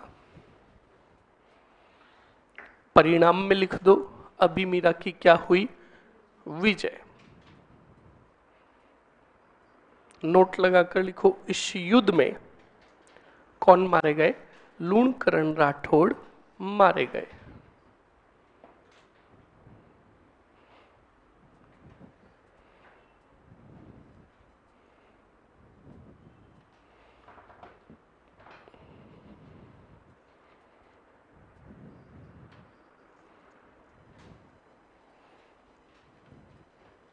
लिख लिया। अरे लिख लिया ना। ओके, अब बताओ, ये तो युद्ध अभियान हो गए। अब बताओ लूणकरण ने कौन सी झील बनवाई, लूणकरण सर झील, और वही लूणकरण सर नगर बसाया और अकाल राहत के दौरान जनहितार्थ कार्य किए। तो पहला ही पॉइंट लिखो, लूणकरण ने लूणकरण सर झील का निर्माण करवाया।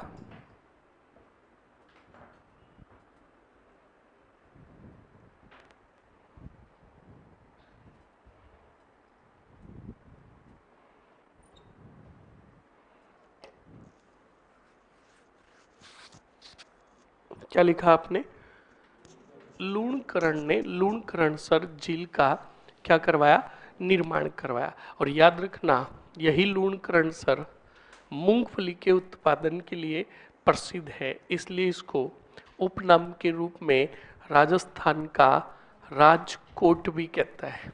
क्या कहता है, राजस्थान का राजकोट भी कहते हैं। नेक्स्ट आगे बढ़ो स्टूडेंट, लिखो लूणकरण ने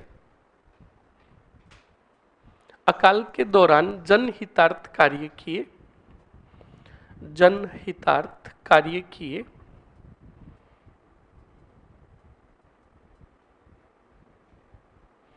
जनहितार्थ कार्य किए तथा लूणकरण लूणकरण के दानशीलता की तुलना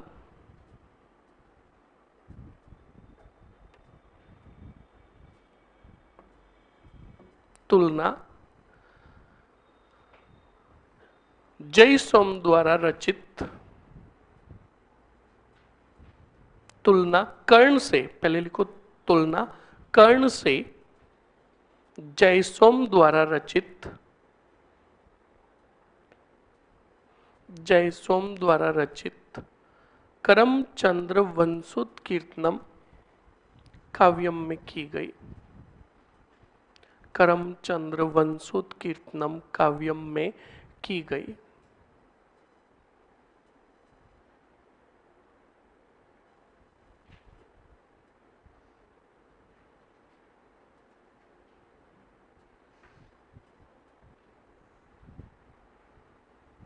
लिख लिया? अरे लिख लिया ना? ओके, नेक्स्ट आगे बढ़ो स्टूडेंट। बताओ, बिट्ठू सूजा ने राउत जेत सिरो छंद में लूणकरण को क्या कहा? कलयुग का कर्ण। तो बिल्कुल लिखो, बिट्ठू सूजा ने राउत जेत सिरो छंद में, बिट्ठू सूजा ने राउत जेत सिरो छंद में लूणकरण को कलयुग का कर्ण कहा।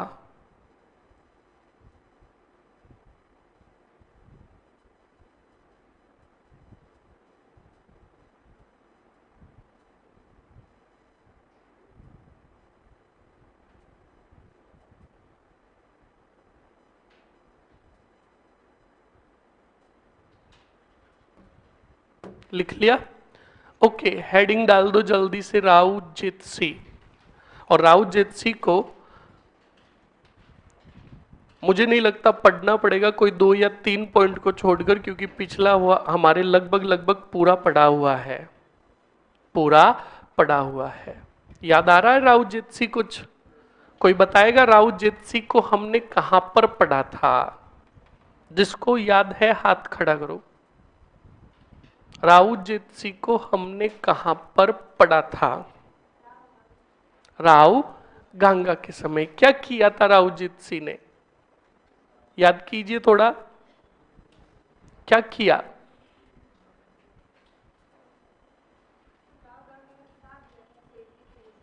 बहुत बढ़िया।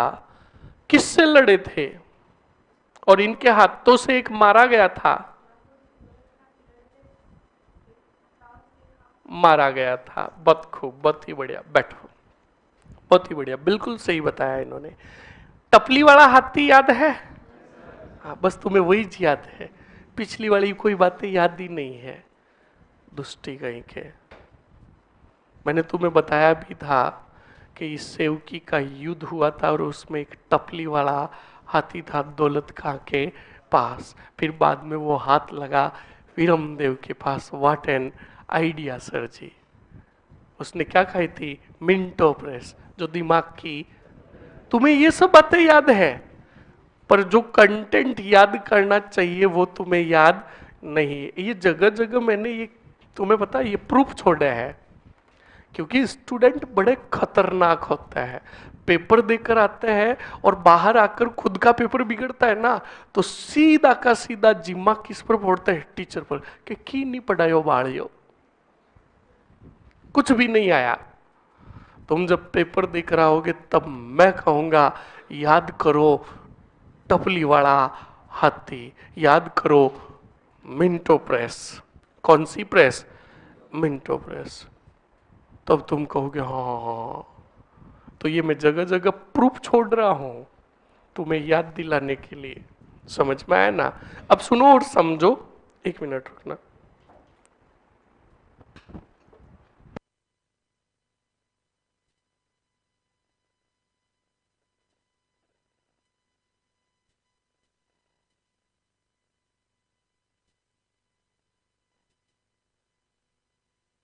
आगे बढ़ो। अब सुनो, आज भाई ऑनलाइन पढ़ेगा, तू भी पढ़, क्या याद करेगा। राव जेत्सी। अब सुनो और समझो, किसको? राव जेत्सी को। राव जेत्सी के शासनकाल की बात करें स्टूडेंट, तो पिछले वाले का खत्म कब हुआ? 26। 1526 से इन्होंने शासन किया 1542 तक। सुनो, नंबर फर्स्ट, गोली मारो जेत्सी को। मैं तुम्हें पढ़ाता हूं कुछ भी नहीं, कहां से स्टार्ट करो यार, ताकि तुम्हें अच्छे से समझ में आ जाए, क्योंकि बात बड़ी खतरनाक है। चलो बताते हैं। जब राव जेत्सी राजा थे कौन से नेर में? बोलो। उस समय एक साम्राज्य था, बताओ कौन सा? और सिंध के अंदर था वहां का शासक कौन सी रान? कामरान। कौन था? और कामरान अपना रहा था साम्राज्य विस्तार नीति। अपने साम्राज्य का विस्तार करना चाहता था कौन? कामरान। और कामरान की नजर थी थान ही थान। कौन से थान पर? राजस्थान पर। अब सुनो, सिंध का मतलब वही राजस्थान के बाहर का क्षेत्र, और राजस्थान के क्षेत्र पर अब नजर थी किसकी? कामरान की। और राजस्थान के नक्शे की बात करें तो कामरान का जो साम्राज्य था, सिंध जो था, वही पाकिस्तान की तरफ, सिंध प्रदेश। अब सुनो, यहां पर शासक कौन, जल्दी से बताओ। और अब इसकी नजर है कौन से थान की तरफ, और अपना रहा है कौन सी नीति? तो जब भी बाहर से कोई भी हमारे भारत की तरफ और राजस्थान की तरफ प्रवेश करता, तो उसे प्रवेश लेना होता था कौन से क्षेत्र से? उत्तरी क्षेत्र से। और उत्तरी क्षेत्र में पहले दुर्ग बना हुआ था, और आज भी है भटनेर। कौन सा नेर? तो कभी भी विदेशी आक्रमण होता राजस्थान में, तो सबसे पहले आक्रमण होता कौन से नेर पर? तो गिनकर गांठ दे देना, सबसे ज्यादा विदेशी आक्रमण किस दुर्ग पर हुए? बोलो। अब कामरान की भी नजर किस पर? भटनेर पर। और भटनेर में राजा था इस समय राव खेतसी। बोलो कौन था? अब सेना लेकर आया कौन? कामरान ने अटैक किया कौन से नेर पर? हार हुई किसकी? और भटनेर पर अधिकार हो गया किसका? कामरान का। कामरान ने भटनेर, पहली बात ये बताओ, कामरान था कौन? मैं तो पूछ, अरे खड़ी हो, खड़ी हो, अरे खड़ी हो, अब बता। इसलिए कहते हैं थोड़ा, कोई बात नहीं, खाते पीते घर के छोरिया, ध्यान रखना, कभी भी लड़ाई मत करना। एक डॉक्सिंग पड़ गया ना, तो बस तुम्हें हॉस्पिटल ले जाना पड़ेगा, और डॉक्टर कहेगा बात बीत गई है। सावधान रहे, सतर्क रहे, और बॉडीगार्ड से बचे रहे। बताओ कौन था कामरान? बाबर का कौन बाप? हाँ तो बोलो ना, ये पुत्र मुश्किल से क्यों बोला जा रहा है? बोलो। पुत्र था। बाबर के और पुत्र थे, वो भी बताओ। एक ही पता है, हुमायूं और कामरान। क्यों? पिछले वालों से तुम्हारी दुश्मनी थी। दो सब्जियों के नाम याद रखने हैं। बैठो, बिल्कुल सही कहा। सुनो, बाबर क्या बीमार पड़ा था? हाँ बिल्कुल, बाबर जब मरा जा रहा था, और इधर हुमायूं जो योग्य पुत्र था वो भी क्या था? बीमार था। तो बाबर ने क्या किया? जो अपना साम्राज्य था, उस पूरे साम्राज्य को अपने पुत्रों के बीच में बांट दिया। हुमायूं को बादशाहत, कामरान को सिंध, और इसके अलावा दो पुत्र और जो तुम सब्जियों के नाम याद रखो। एक कड़ी, करी करी, और करी से याद रखोगे कौन सी करी? अस्करी। कौन सा करी? और दूसरी सब्जी का नाम रखो याद, दाल। कौन सी दाल? हिंद दाल। बोलो। अब देखो, मैं कॉमर्स का बंदा, मैंने जब हिस्ट्री पढ़ना स्टार्ट किया तो सारा मैंने कहा कामरान, अस्करी, हिंदाड़, हुमायूं। अब हुमायूं तो इसलिए याद हो गया क्योंकि वो आगे क्या बना? बादशाह। अब मैंने कहा ये इनको कैसे याद करूं? तो मेरा तो पढ़ने का तरीका वही था। मैंने कहा वाह, दो सब्जियां आ रही है, कड़ी और एक दाल। कड़ी ही कड़ी, अस्करी, और दाल ही दाल, हिंदाड़। ये पुत्र हो गए किसके? बाबर के। समझ में आया कि नहीं आया? तो सुनो, अब सिंध मिला था कामरान, यानी बाबर के पुत्र किसको? कामरान को। और कामरान सिंध में अपना रहा था साम्राज्य विस्तार नीति, और जीत लिया कौन से नेर को? भटनेर को। जीतते ही कामरान ने संदेश भेजा कौन से नेर? किसको? राउजेत सिंह को। और राउजेत सिंह को कहा हमारी अधीनता स्वीकार करो। राउजेत सिंह ने इनकार कर दिया। तब कामरान ने कहा सेना का पड़ाव उठाओ, हम जीतेंगे कौन से नेर को? अब बताओ, बीकानेर की तरफ सेना आई किसकी? कामरान की। सबसे पहले तो जेतसी ने मुकाबला किया, बताओ किसका? मैं इधर लिख रहा हूं, यहां पर लिख रहा हूं, राउत जेतसी ने मुकाबला किया, बताओ किसका? कामरान का। राउत जेतसी को लगा अब मैं जीत नहीं पाऊंगा, तब उसने एक षड्यंत्र रचा और कार्यभार सौंप दिया राउजेत सिंह ने बीकानेर का अपने एक सेना नायक को, जिसका नाम था भोजराज रूपावत। बोलो क्या नाम था? भोजराज रूपावत को बीकानेर का कार्यभार सौंप दिया और खुद स्वयं सेना लेकर कौन से नेर से निकल गए? बीकानेर से। अब सुनो, ये षड्यंत्र था किसका? राउजेत सिंह का। इधर बड़ी आसानी से भोजराज रूपावत को पराजित करके अधिकार कर लिया कौन से नेर पर? बीकानेर पर। थोड़े ही दिन बीते, उधर राउत जेत सिंह ने अपनी सेना संगठित करके अचानक वापस अटैक किया। किस पर? अनलिमिटेड जूते पड़े किसके? और कामरान बिना कहीं स्टॉप लिए सीधा जाकर रुका कहां? सिंध। और इस युद्ध का वर्णन मिलता है बिट्ठू सुजा द्वारा रचित, बिट्ठू सुजा द्वारा रचित राउजेत सिरो छंद में। बिट्ठू सुजा राउजेत सिरो छंद में कहता है कि 1534 ईस्वी में राउजेत सिंह ने सिंध के कामरान की सेना को क्या किया? पराजित। और इस हार के साथ ही कामरान वापस राजस्थान से बाहर चला गया। समझ में आया कि नहीं आया? एक पॉइंट हो गया। सीधा आप नाम याद रखो किसके प्रति? किसका? राउजेत सिंह का। अब सुनो वही बात, राउजेत सिंह ने सहायता की समकालीन शासक राव गांगा की। कौन से युद्ध में? सेवकी के युद्ध में। याद है ना? गांगा की हत्या करके राजा बना देवों का देव, महादेव नहीं, मालदेव राठौड़। कौन सा देव? और मालदेव राठौड़ भी अपना रहे थे साम्राज्य विस्तार।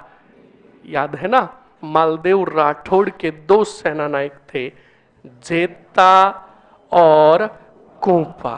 जेता और कुंपा को कहा कि जाओ कौन से नेर और पराजित करो किसको? राउजेत सिंह को। तब जेता कुंपा ने कहा कैसे पराजित कर सकते, वो राठौड़ है, हमारे भाई है। मालदेव राठौड़ ने कहा साम्राज्य विस्तार नीति और राजनीति में कोई किसी का भाई नहीं। अब बताओ सेना लेकर कौन आए? जेता और कुंपा। खतरा जब मारवाड़ से बढ़ा तो राउजेत सिंह ने अपना एक मंत्री भेजा। क्या भेजा? और मंत्री का नाम इतिहासकार बताते हैं नागराज। किसके पास? शेरशाह सूरी के पास। किसके पास? पर कुछ इतिहासकार कहते हैं no no no no no, Nagraj नहीं गया, इसका पुत्र कल्याणमल राठौड़ गया। हम दोनों विद्वानों का मत ले लेते हैं। नागराज गया या कल्याणमल गया। पर दोनों में यही कहता है कि समय रहते न तो कल्याणमल राठौड़ सेना लेकर आया, ना नागराज सेना लेकर आया, किसकी? शेरशाह सूरी की। मतलब सहायता लेकर दोनों लाने में क्या हुए? असफल। इधर खतरा बढ़ा किस पर? तो राव जेत सिंह ने अपने कुटुंब को छोड़ा सुरक्षित कहां? सिरसा में। और सिरसा कहां है? और यहां से सेना लेकर निकले कौन? राउजेत सिंह। और इधर से सेना लेकर आए कौन? जेता और कोपा। युद्ध हुआ पाहेबा साहेबा का। और पाहेबा साहेबा का युद्ध हुआ 1541-42 में, बताया था। और इसी युद्ध में कोपा के हाथों से मारे गए थे कौन? बताया था। और राउजेत सिंह ने मरते हुए कहा था जेता और कुपा को कि मालदेव राठौड़ को जाकर कहना कि मुझे मेरे कर्मों की सजा मिल गई है। सही कहा था शेखा ने कि मैंने गलत लोगों का साथ दिया। बोलो समझ में आया कि नहीं आया? घटना वापस जुड़ी कि नहीं जुड़ी? तो यहां पर मैं कोई नई चीज थोड़ी लिखाऊंगा, जो मारवाड़ में बताई है वही चीज वापस क्या हो रही है आपके? रिपीट। ये हो गया आपके कौन?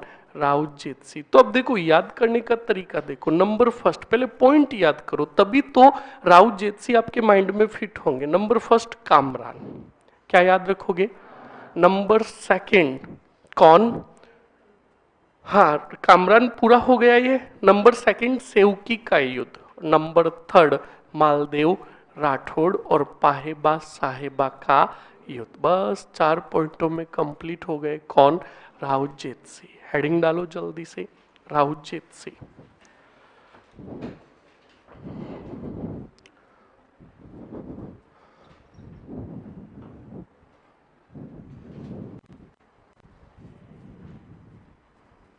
लिखो जल्दी से स्टूडेंट, राउजेत सिंह शासनकाल लिखो जल्दी से।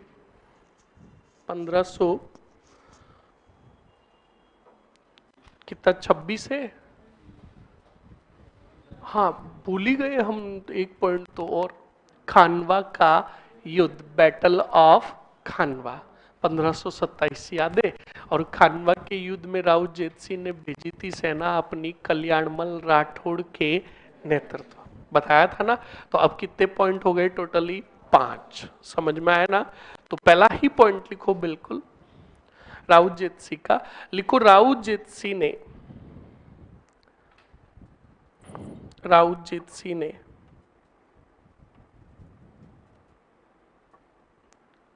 खानवा के युद्ध के दौरान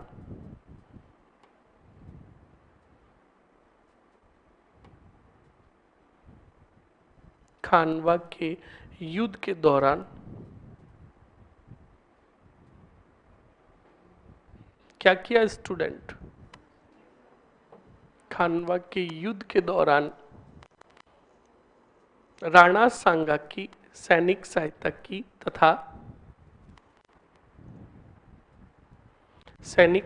की तथा कल्याणमल राठौड़ के नेतृत्व में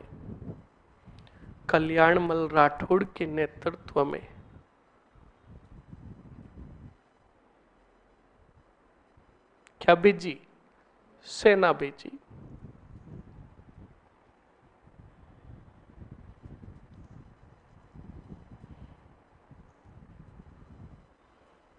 लिख लिया? अरे लिख लिया ना? ओके, नेक्स्ट आगे बढ़ो स्टूडेंट।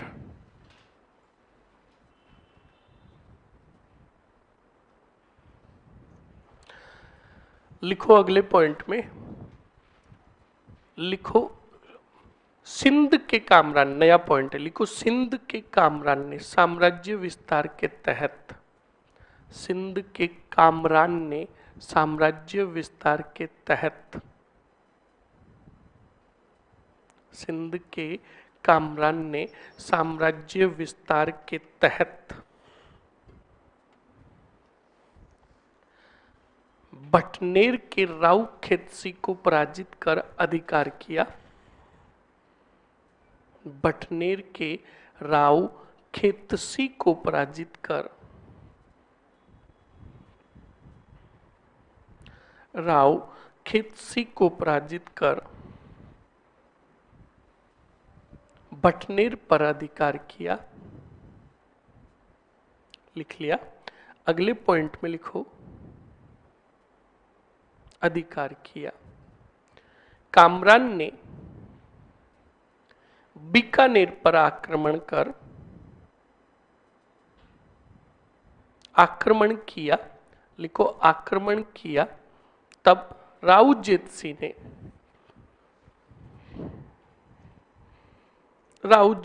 ने कब 1500 नहीं, एक मिनट रुको। राउजेत सिंह ने पहले एक सेनानायक को कार्यभार सौंपा। लिखो राउजेत सिंह ने बीकानेर का कार्यभार भोजराज रूपावत को सौंपा। भोजराज रूपावत को सौंपा, किंतु यह पराजित हुए। भोजराज रूपावत को सौंपा, किंतु यह पराजित हुए।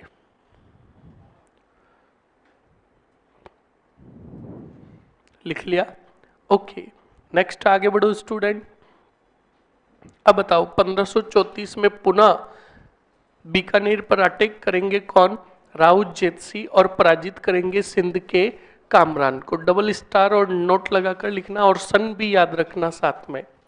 लिखो 1534 ईस्वी में राउजेत सिंह ने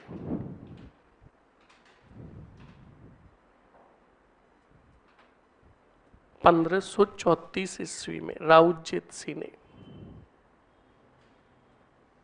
कामरान को पराजित कर बीकानेर पर अधिकार किया।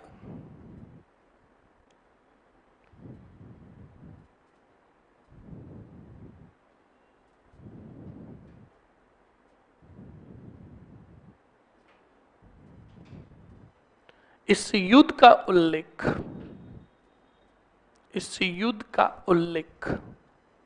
बिट्ठू सुजा द्वारा रचित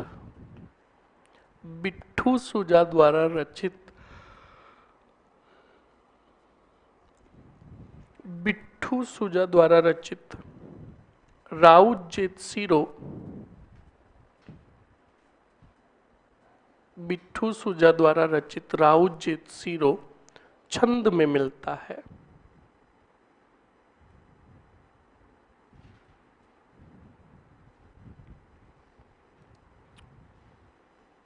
राउजेत सिरो छंद में मिलता है।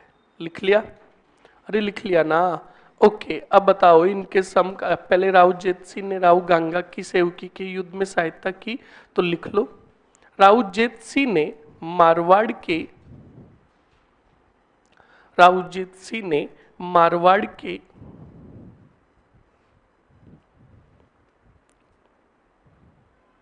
राव गांगा की सेवकी के युद्ध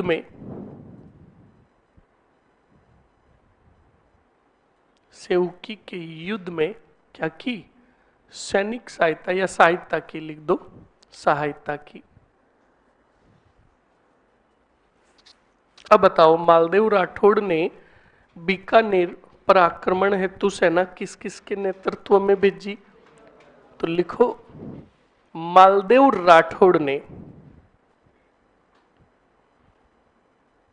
जेता व कूपा के नेतृत्व में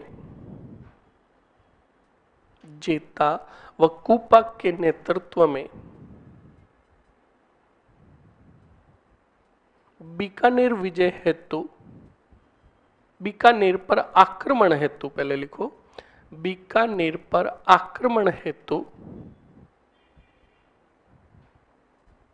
क्या भेजी? सेना भेजी।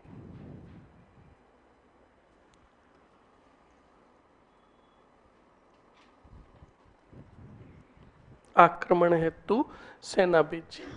लिख लिया? ओके, नेक्स्ट आगे बढ़ो स्टूडेंट। सेना भेजी। लिख लिया? ओके, नेक्स्ट लिखो राउजेत सिंह ने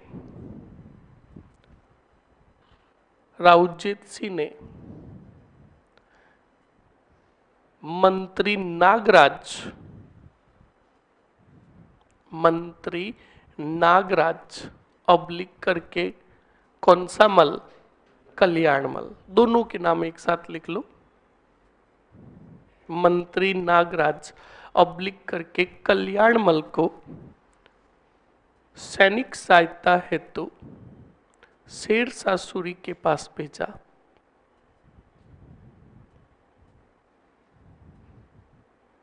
अब बताओ जीत सिंह ने अपने कुटुंब को कौन से स्थान पर छोड़ा? सिरसा। सहायता हेतु शेरशाह सूरी के पास भेजा। लिख लिया।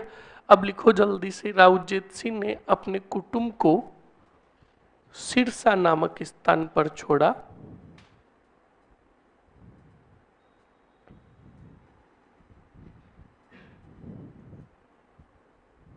राउजेत सिंह ने अपने कुटुंब को सिरसा कोष्टक में HR नामक स्थान पर छोड़ा। अब लिख दो आगे, पाहेबा साहेबा का युद्ध। पाहेबा साहेबा का युद्ध।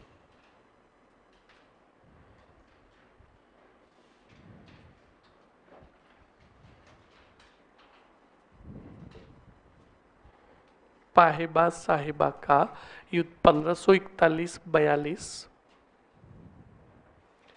1541-42।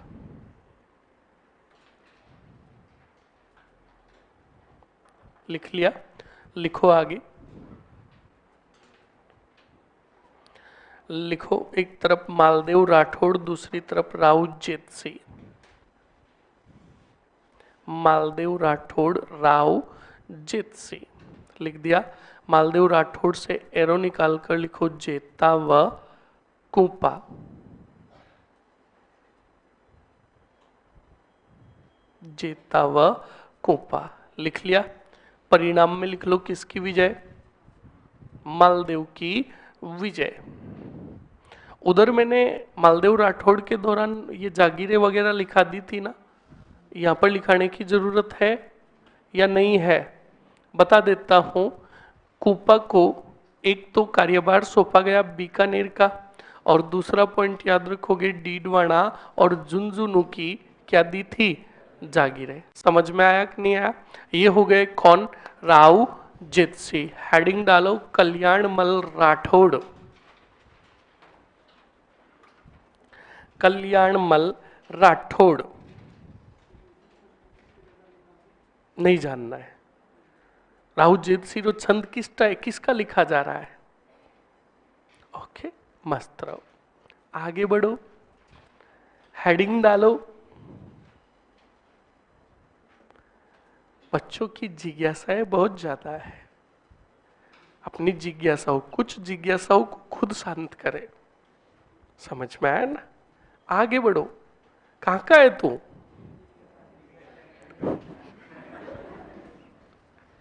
क्या जाती है? विष्णुइयों में इतने भोले तो मैंने नहीं देखे। सर मैं लग रहा हूं भोला पर हूं नहीं, ये खुद ही कह रहा है। सही है ना? ये देखो, बिल्कुल बड़े खतरनाक और धुआंधार होता है भाई। तू भोला मत रहे यार, थोड़ा एक्टिव रहे। नहीं है भोला, पक्की बात। तो कोई कांड बता, क्या कांड किया तूने? बता दे, बता दे। वो अब मैं बोल नहीं सकता। चलो आगे बढ़ो। आगे बढ़ो। बिल्कुल, मैंने आपको बताया था स्टूडेंट कि राजस्थानी नहीं पूरे भारत में जब पर्यावरण की रक्षा की बात और वन्य जीवों की बात की रक्षा की बात आती है तो सबसे पहले जिक्र होता है किसका? विष्णुई संप्रदाय का, विष्णुई मत का। तो तूने कभी जीवों की रक्षा नहीं की क्या? बहुत की। पेड़ कितने लगाए? 5-6 लगा दिए। 5 और 6 तो 11 होते हैं।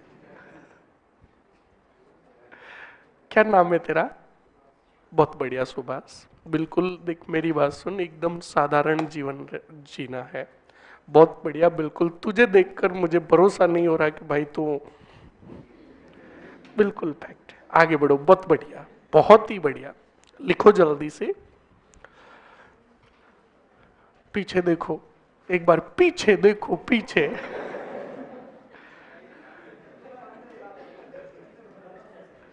हाँ, चले गए क्या? हाँ, नहीं, फिर हमारे बीच में भी धुआंधार और खतरनाक युद्ध हो जाएगा। अभी बाहर छोरे मिले थे B9 बेच के, तो मैं बिल्कुल बाहर निकला ही था गाड़ी से, तो बिल्कुल मैंने कहा यार थोबड़ा देख लेते, तो मैं यूं कर रहा था तो छोरे बेटे कह रहे थे देखो देखो, तो मैंने कहा क्या बोल रहा था रे? तो कहा सर हम कह रहे थे कि देखो आज, फिर बोला कि आपको दिनेश सर बड़े याद कर रहे थे, तो मैंने कहा उनको पूछना कि उनके घर में कांच है कि नहीं है। क्योंकि कांच की जरूरत उनको ही पड़ती है, समझ गए ना आगे। तो हमारे दोनों का याराना बहुत खतरनाक है। अब की बार तो मैं सोच रहा हूं कि दिनेश सर को गिफ्ट में,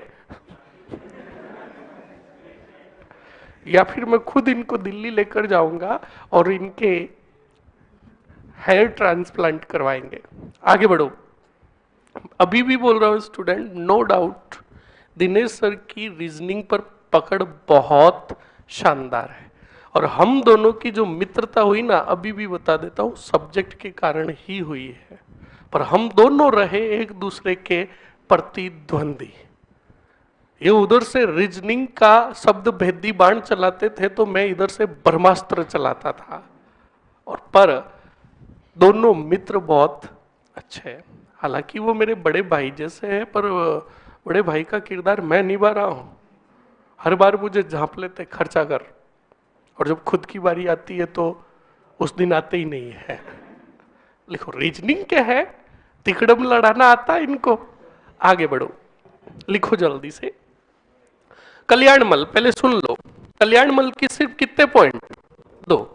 याद कीजिए, कल्याणमल राठौड़ सबसे पहले राजस्थान में से गया किसके पास? शेरशाह सूरी के पास। तो शेरशाह सूरी से संबंध बनाने वाला, नजदीकी रिश्ते स्थापित करने वाला और अधीनता स्वीकार करने वाला हो गया, बताओ कौन? कल्याणमल राठौड़। ठीक है, फिर याद करो, गिरी सुमेल का युद्ध साथ दिया किसका? बोलो, शेरशाह का। और युद्ध लड़ा मालदेव के विरुद्ध में, और जब शेरशाह सूरी गिरी सुमेल का युद्ध जीत गया तो वापस बीकानेर मिल गया किसको? बोलो, कल्याणमल को। फिर स्टूडेंट उधर केंद्र के अंदर वापस मुगलों का आधिपत्य हुआ और शासक बना अकबर। क्योंकि देखो, शेरशाह सूरी की मृत्यु के बाद हुमायूं आएगा। हुमायूं आप ही की तरह आरएस की तैयारी करता था। दीनपना के अंदर शेर बंडल नामक पुस्तकालय से उतर रहा था। पढ़ाई बहुत गजब की करता था वो, उतरते चढ़ते हुए सीढ़ियों से भी रजिस्टर खोलकर पढ़ता था। उतर रहा था सीढ़ियों से तो टांगड़े अड़ गए, नीचे पड़ा, ब्रेन हेमरेज, नस फटी और मर गया कौन? हुमायूं। तब इतिहासकारों ने हुमायूं के बारे में क्या लाइनें लिखी? कहा लड़खड़ाता हुआ तो शासक बना, और लड़खड़ाता हुआ ही दुनिया छोड़कर, मतलब समझे, जब इसका राज्य अभिषेक हुआ तो बड़ा बीमार था, यूं ध्रुज रहा था, तब तो इसका क्या हुआ? और लड़खड़ाते हुए सीढ़ियां उतर रहा था तो बिल्कुल टांगड़े लड़खड़ाए और गिरा, और क्या हो गई? मृत्यु हो गई। तो इतिहासकारों ने कहा कि इसका शासनकाल जो था, लड़कपन का शासनकाल था। हुमायूं मारा गया, हुमायूं की मृत्यु हुई, तब अकबर इसका पुत्र जो था बड़ा छोटा था। तब बैराम खान ने पूरी शक्तियां अपने पास रखी, जो बिल्कुल संरक्षक बना किसका? अकबर का। और फिर हिंदुस्तान का शासक बना मुगल बादशाह अकबर। और अकबर ने, याद करो, लगाया था, बोलो, नागौर दरबार लगाया था ना। और उसी नागौर दरबार में आए कल्याणमल राठौड़, और 3 नवंबर 1570 को अपने दो पुत्रों सहित राय सिंह और पृथ्वीराज राठौड़ सहित क्या स्वीकार की? तो देखो, एक शासक जो दो की अधीनता स्वीकार कर रहा है, शेरशाह सूरी अफगानी और एक मुगल बादशाह अकबर, वो हो गया कौन सा? मल। और राठौड़ों का वह राजा जिसने सर्वप्रथम मुगलों की अधीनता स्वीकार की, वो भी कौन? कल्याणमल। क्यों? क्योंकि याद कीजिए, मोटा राजा उदय सिंह ने अधीनता स्वीकार की, पर अधीनता स्वीकार करते समय वो राजा नहीं थे। समझ में आया कि नहीं आया? तो राजा हो गए पहले राठौड़ों के कल्याणमल राठौड़। समझ में आया कि नहीं आया? लिख लो जल्दी से।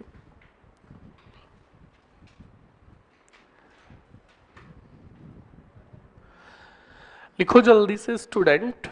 कल्याणमल राठौड़ शासनकाल लिखो 1500। देखो अब मेरी बात सुनो, शासनकाल देखो, राव जेतसी की मृत्यु कब हुई? 42 में। अब राव जेतसी के बाद उनका उत्तराधिकारी कौन है? बोलो। तो कल्याणमल का शासनकाल 1542 में ही शुरू हो जाएगा, पर राज्य अभिषेक और इन्हें बीकानेर जो मिलेगा वो कब मिलेगा? 1544 में। तो किसी बुक्स के अंदर कुछ इतिहासकारों ने इनका शासनकाल 1544 से लिखा, तो कुछ ने इनका शासनकाल 1542 से ही टू बी कंटिन्यू किया। तो आप भी लिखो 1542 से 1574, 74 लिख दिया। पहला ही पॉइंट लिखो, कल्याणमल राठौड़ ने गिरी सुमेल के युद्ध में, कल्याणमल राठौड़ ने गिरी सुमेल के युद्ध में, गिरी सुमेल के युद्ध में बताओ किसका साथ दिया? शेरशाह सूरी का साथ दिया। शेरशाह सूरी का साथ दिया। लिख लिया? लिखो कल्याणमल राठौड़, कल्याणमल राठौड़ पहले राजा थे जिसने सर्वप्रथम शेरशाह सूरी से, शेरशाह सूरी से नजदीकियां स्थापित की।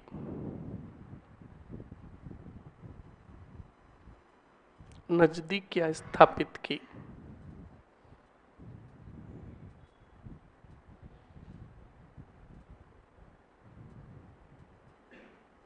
क्या स्थापित की? नजदीक क्या स्थापित की। अब बताओ, उसके बाद यही कल्याणमल राठौड़ 3 नवंबर 1570 को अकबर की क्या स्वीकार करेगा? तो लिखो, सीधे पॉइंट लिखो, डबल स्टार और नोट लगाकर। कल्याणमल राठौड़ ने 3 नवंबर 1570 को, कल्याणमल राठौड़ ने 3 नवंबर 1570 को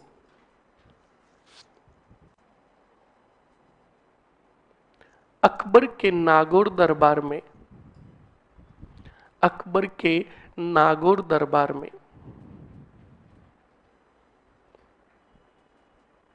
पुत्र राय सिंह व पृथ्वीराज राठौड़ सहित, पृथ्वीराज राठौड़ सहित मुगलों की अधीनता स्वीकार की।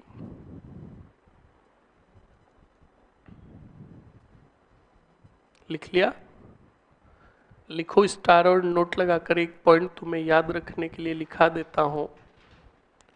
राठौड़ वंश के, राठौड़ वंश के पहले राजा कल्याणमल राठौड़ थे। राठौड़ वंश के पहले राजा कल्याणमल राठौड़ थे जिन्होंने मुगलों की अधीनता स्वीकार की। मुगलों की अधीनता स्वीकार की।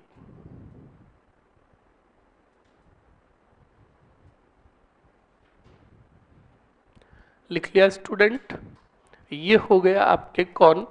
कल्याणमल राठौड़। अब सुनो, आगे राजा तो बन जाएंगे आपके कौन, राय सिंह, कौन, राय सिंह बन जाएंगे, पर पृथ्वीराज राठौड़ का भी बड़ा इतिहास है। तो पृथ्वीराज राठौड़ को पहले सुन लो, समझ लो, हम लिख लेंगे बाद में। देखो, पृथ्वीराज राठौड़ जो थे, इन्होंने भी नागौर दरबार में अकबर की क्या स्वीकार की, अधीनता। तब अकबर ने इनको, याद रखना, गागरोन की जागीर प्रदान की। किसकी?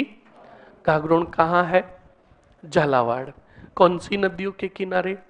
आहू व काली सिंध। समझ में आया ना?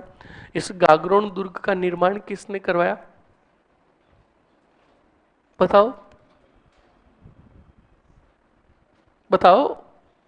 नहीं बताएंगे, अरे बताओ। याद रखना, इसका निर्माण करवाया भैंसा शाह व रोडाचारण ने, ध्यान रखना। और इसका नामकरण जो हुआ, एक ऋषि मुनि की तपोस्थली थी यहाँ पर, उसी ऋषि मुनि के नाम पर इसका नामकरण हुआ। उस ऋषि का नाम था गर्गाचारी। कौन सा चारी? गर्गाचारी की तपोस्थली होने के कारण इसका नाम पड़ा गागरोन दुर्ग। और राजस्थान का एकमात्र दुर्ग जो बिना नींव का दुर्ग है, चट्टान पर बना हुआ दुर्ग है। कान खोल के सुन लेना, कौन सा? घाघरोन। घाघरोन में राजस्थान इतिहास के 2 साके हुए थे, ये भी ध्यान रखे। घाघरोन दुर्ग में कितने साके हुए? 2 साके। ओके, अब सुनो नेक्स्ट आगे।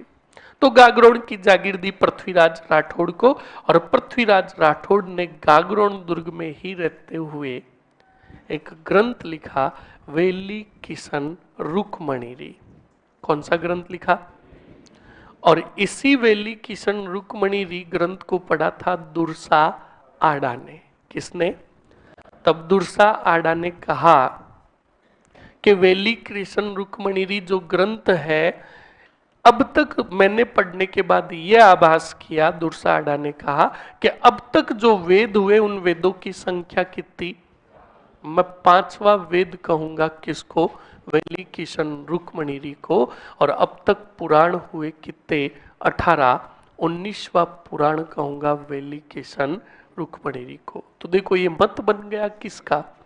दुर्सा आडा का, कि दुर्सा आडा ने वेली किशन रुक्मणीरी ग्रंथ को 5वां वेद और 19वां पुराण कहा। बोलो, कंप्लीट हुआ?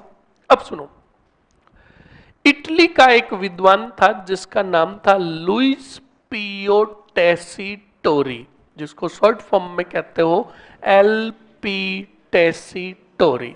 ये इटालियन विद्वान था। कहाँ का? इटालियन, यानी इटली का था। और जब इसने ये पढ़ा ग्रंथ, कौन सा?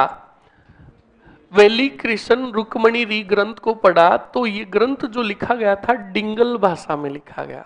कौन सी भाषा में? तो इस LP टेसीटोरी ने पृथ्वीराज राठौड़ को कहा डिंगल का हैरोस। क्या कहा? हाँ, यानी सर्वे सर्वा ज्ञाता जो है डिंगल भाषा का, वो कौन है? पृथ्वीराज राठौड़। समझ में आया कि नहीं आया? इस बात को आप अच्छे से ध्यान रखोगे। पिछला वाला पढ़ेंगे कल आपका लगभग बीकानेर का राठौड़ कंप्लीट। ओके, हाँ, थैंक यू।